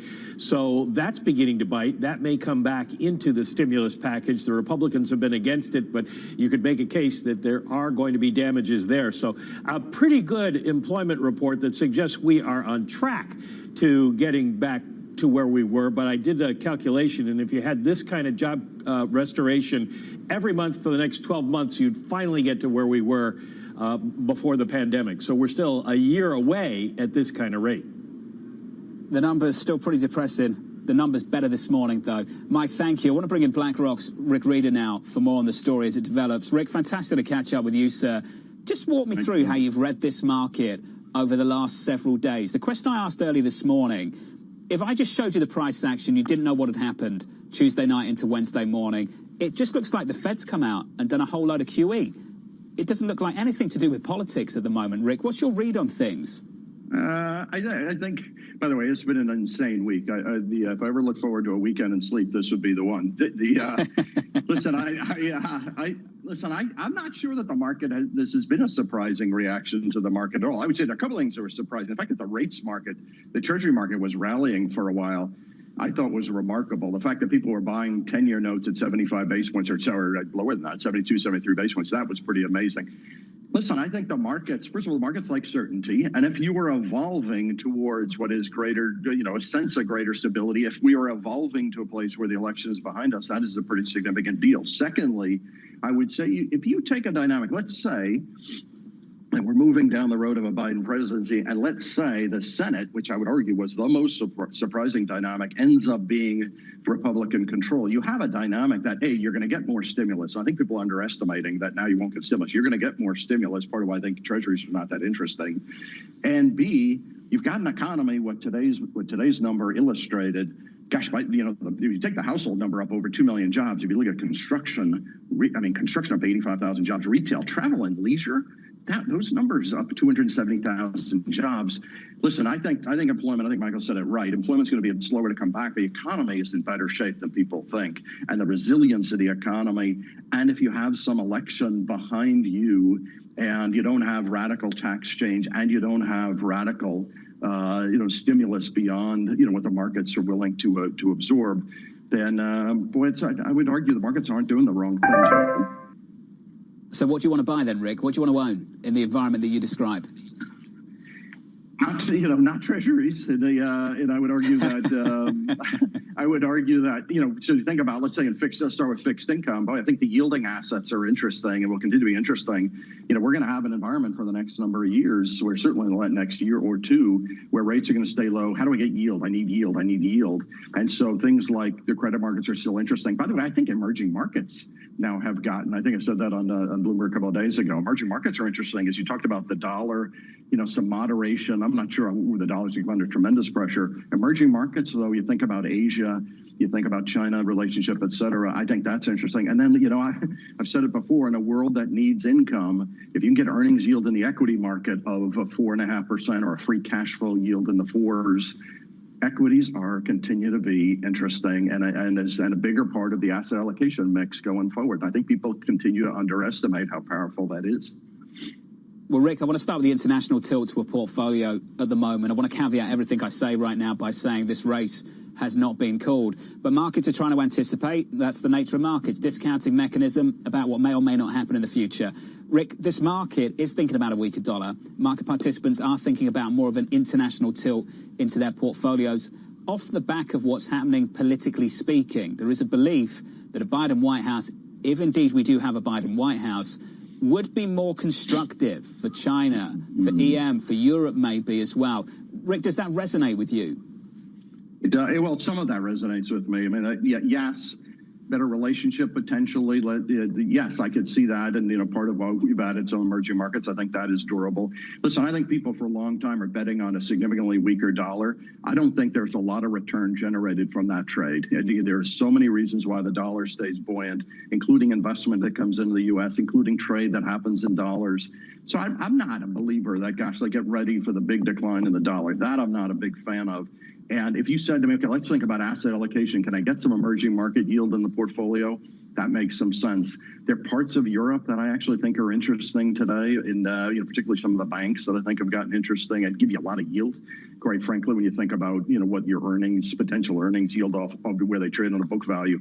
But then I think U.S. equities, you're still the most vibrant growth dynamic. You still have the highest free cash flow generation. And so I would say U.S. equities. By the way, parts of the equity market in China, Japan, that are also pretty interesting, where you're getting Japan from a valuation point of view, China more from a growth and technology point of view. But I think you got to be really precise. I don't think there is let's get into all around the world internationally.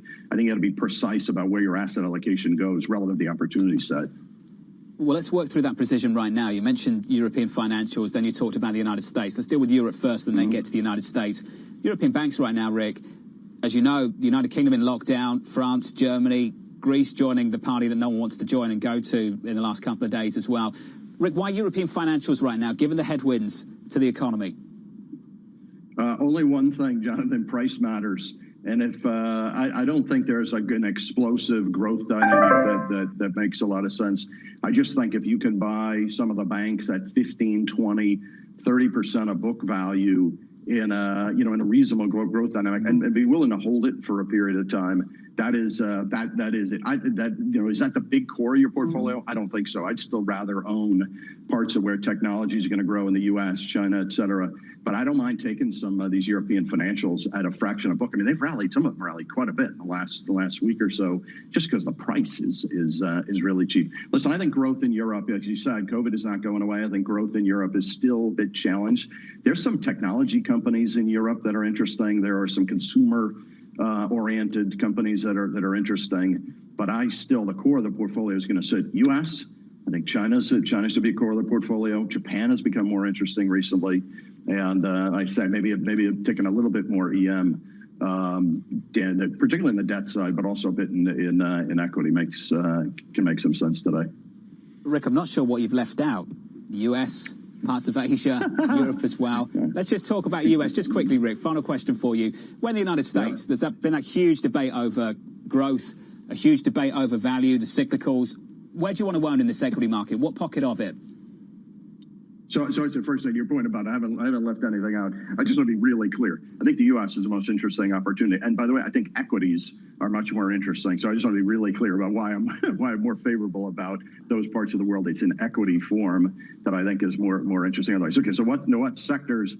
Listen, I think healthcare, managed care particularly, I think will be better than people think, and is starting to get some rally around it. I think technology. I think big tech has run quite a bit. I like selling some volatility, selling some upside convexity against a technology, a big tech position. But boy, I still think software, artificial intelligence, data assimilation, technology, I still think will win. And the last couple of days, industrials or cyclicals haven't done terribly well. I would actually, I think some of that area makes some sense for a while. And I would say the one other place you can get some income is through the financials. Listen, the whole argument that people say about, gosh, now's the time to buy value. I don't even understand what that means in terms of some of the traditional businesses that are more tired. I'm not going there. I still think so.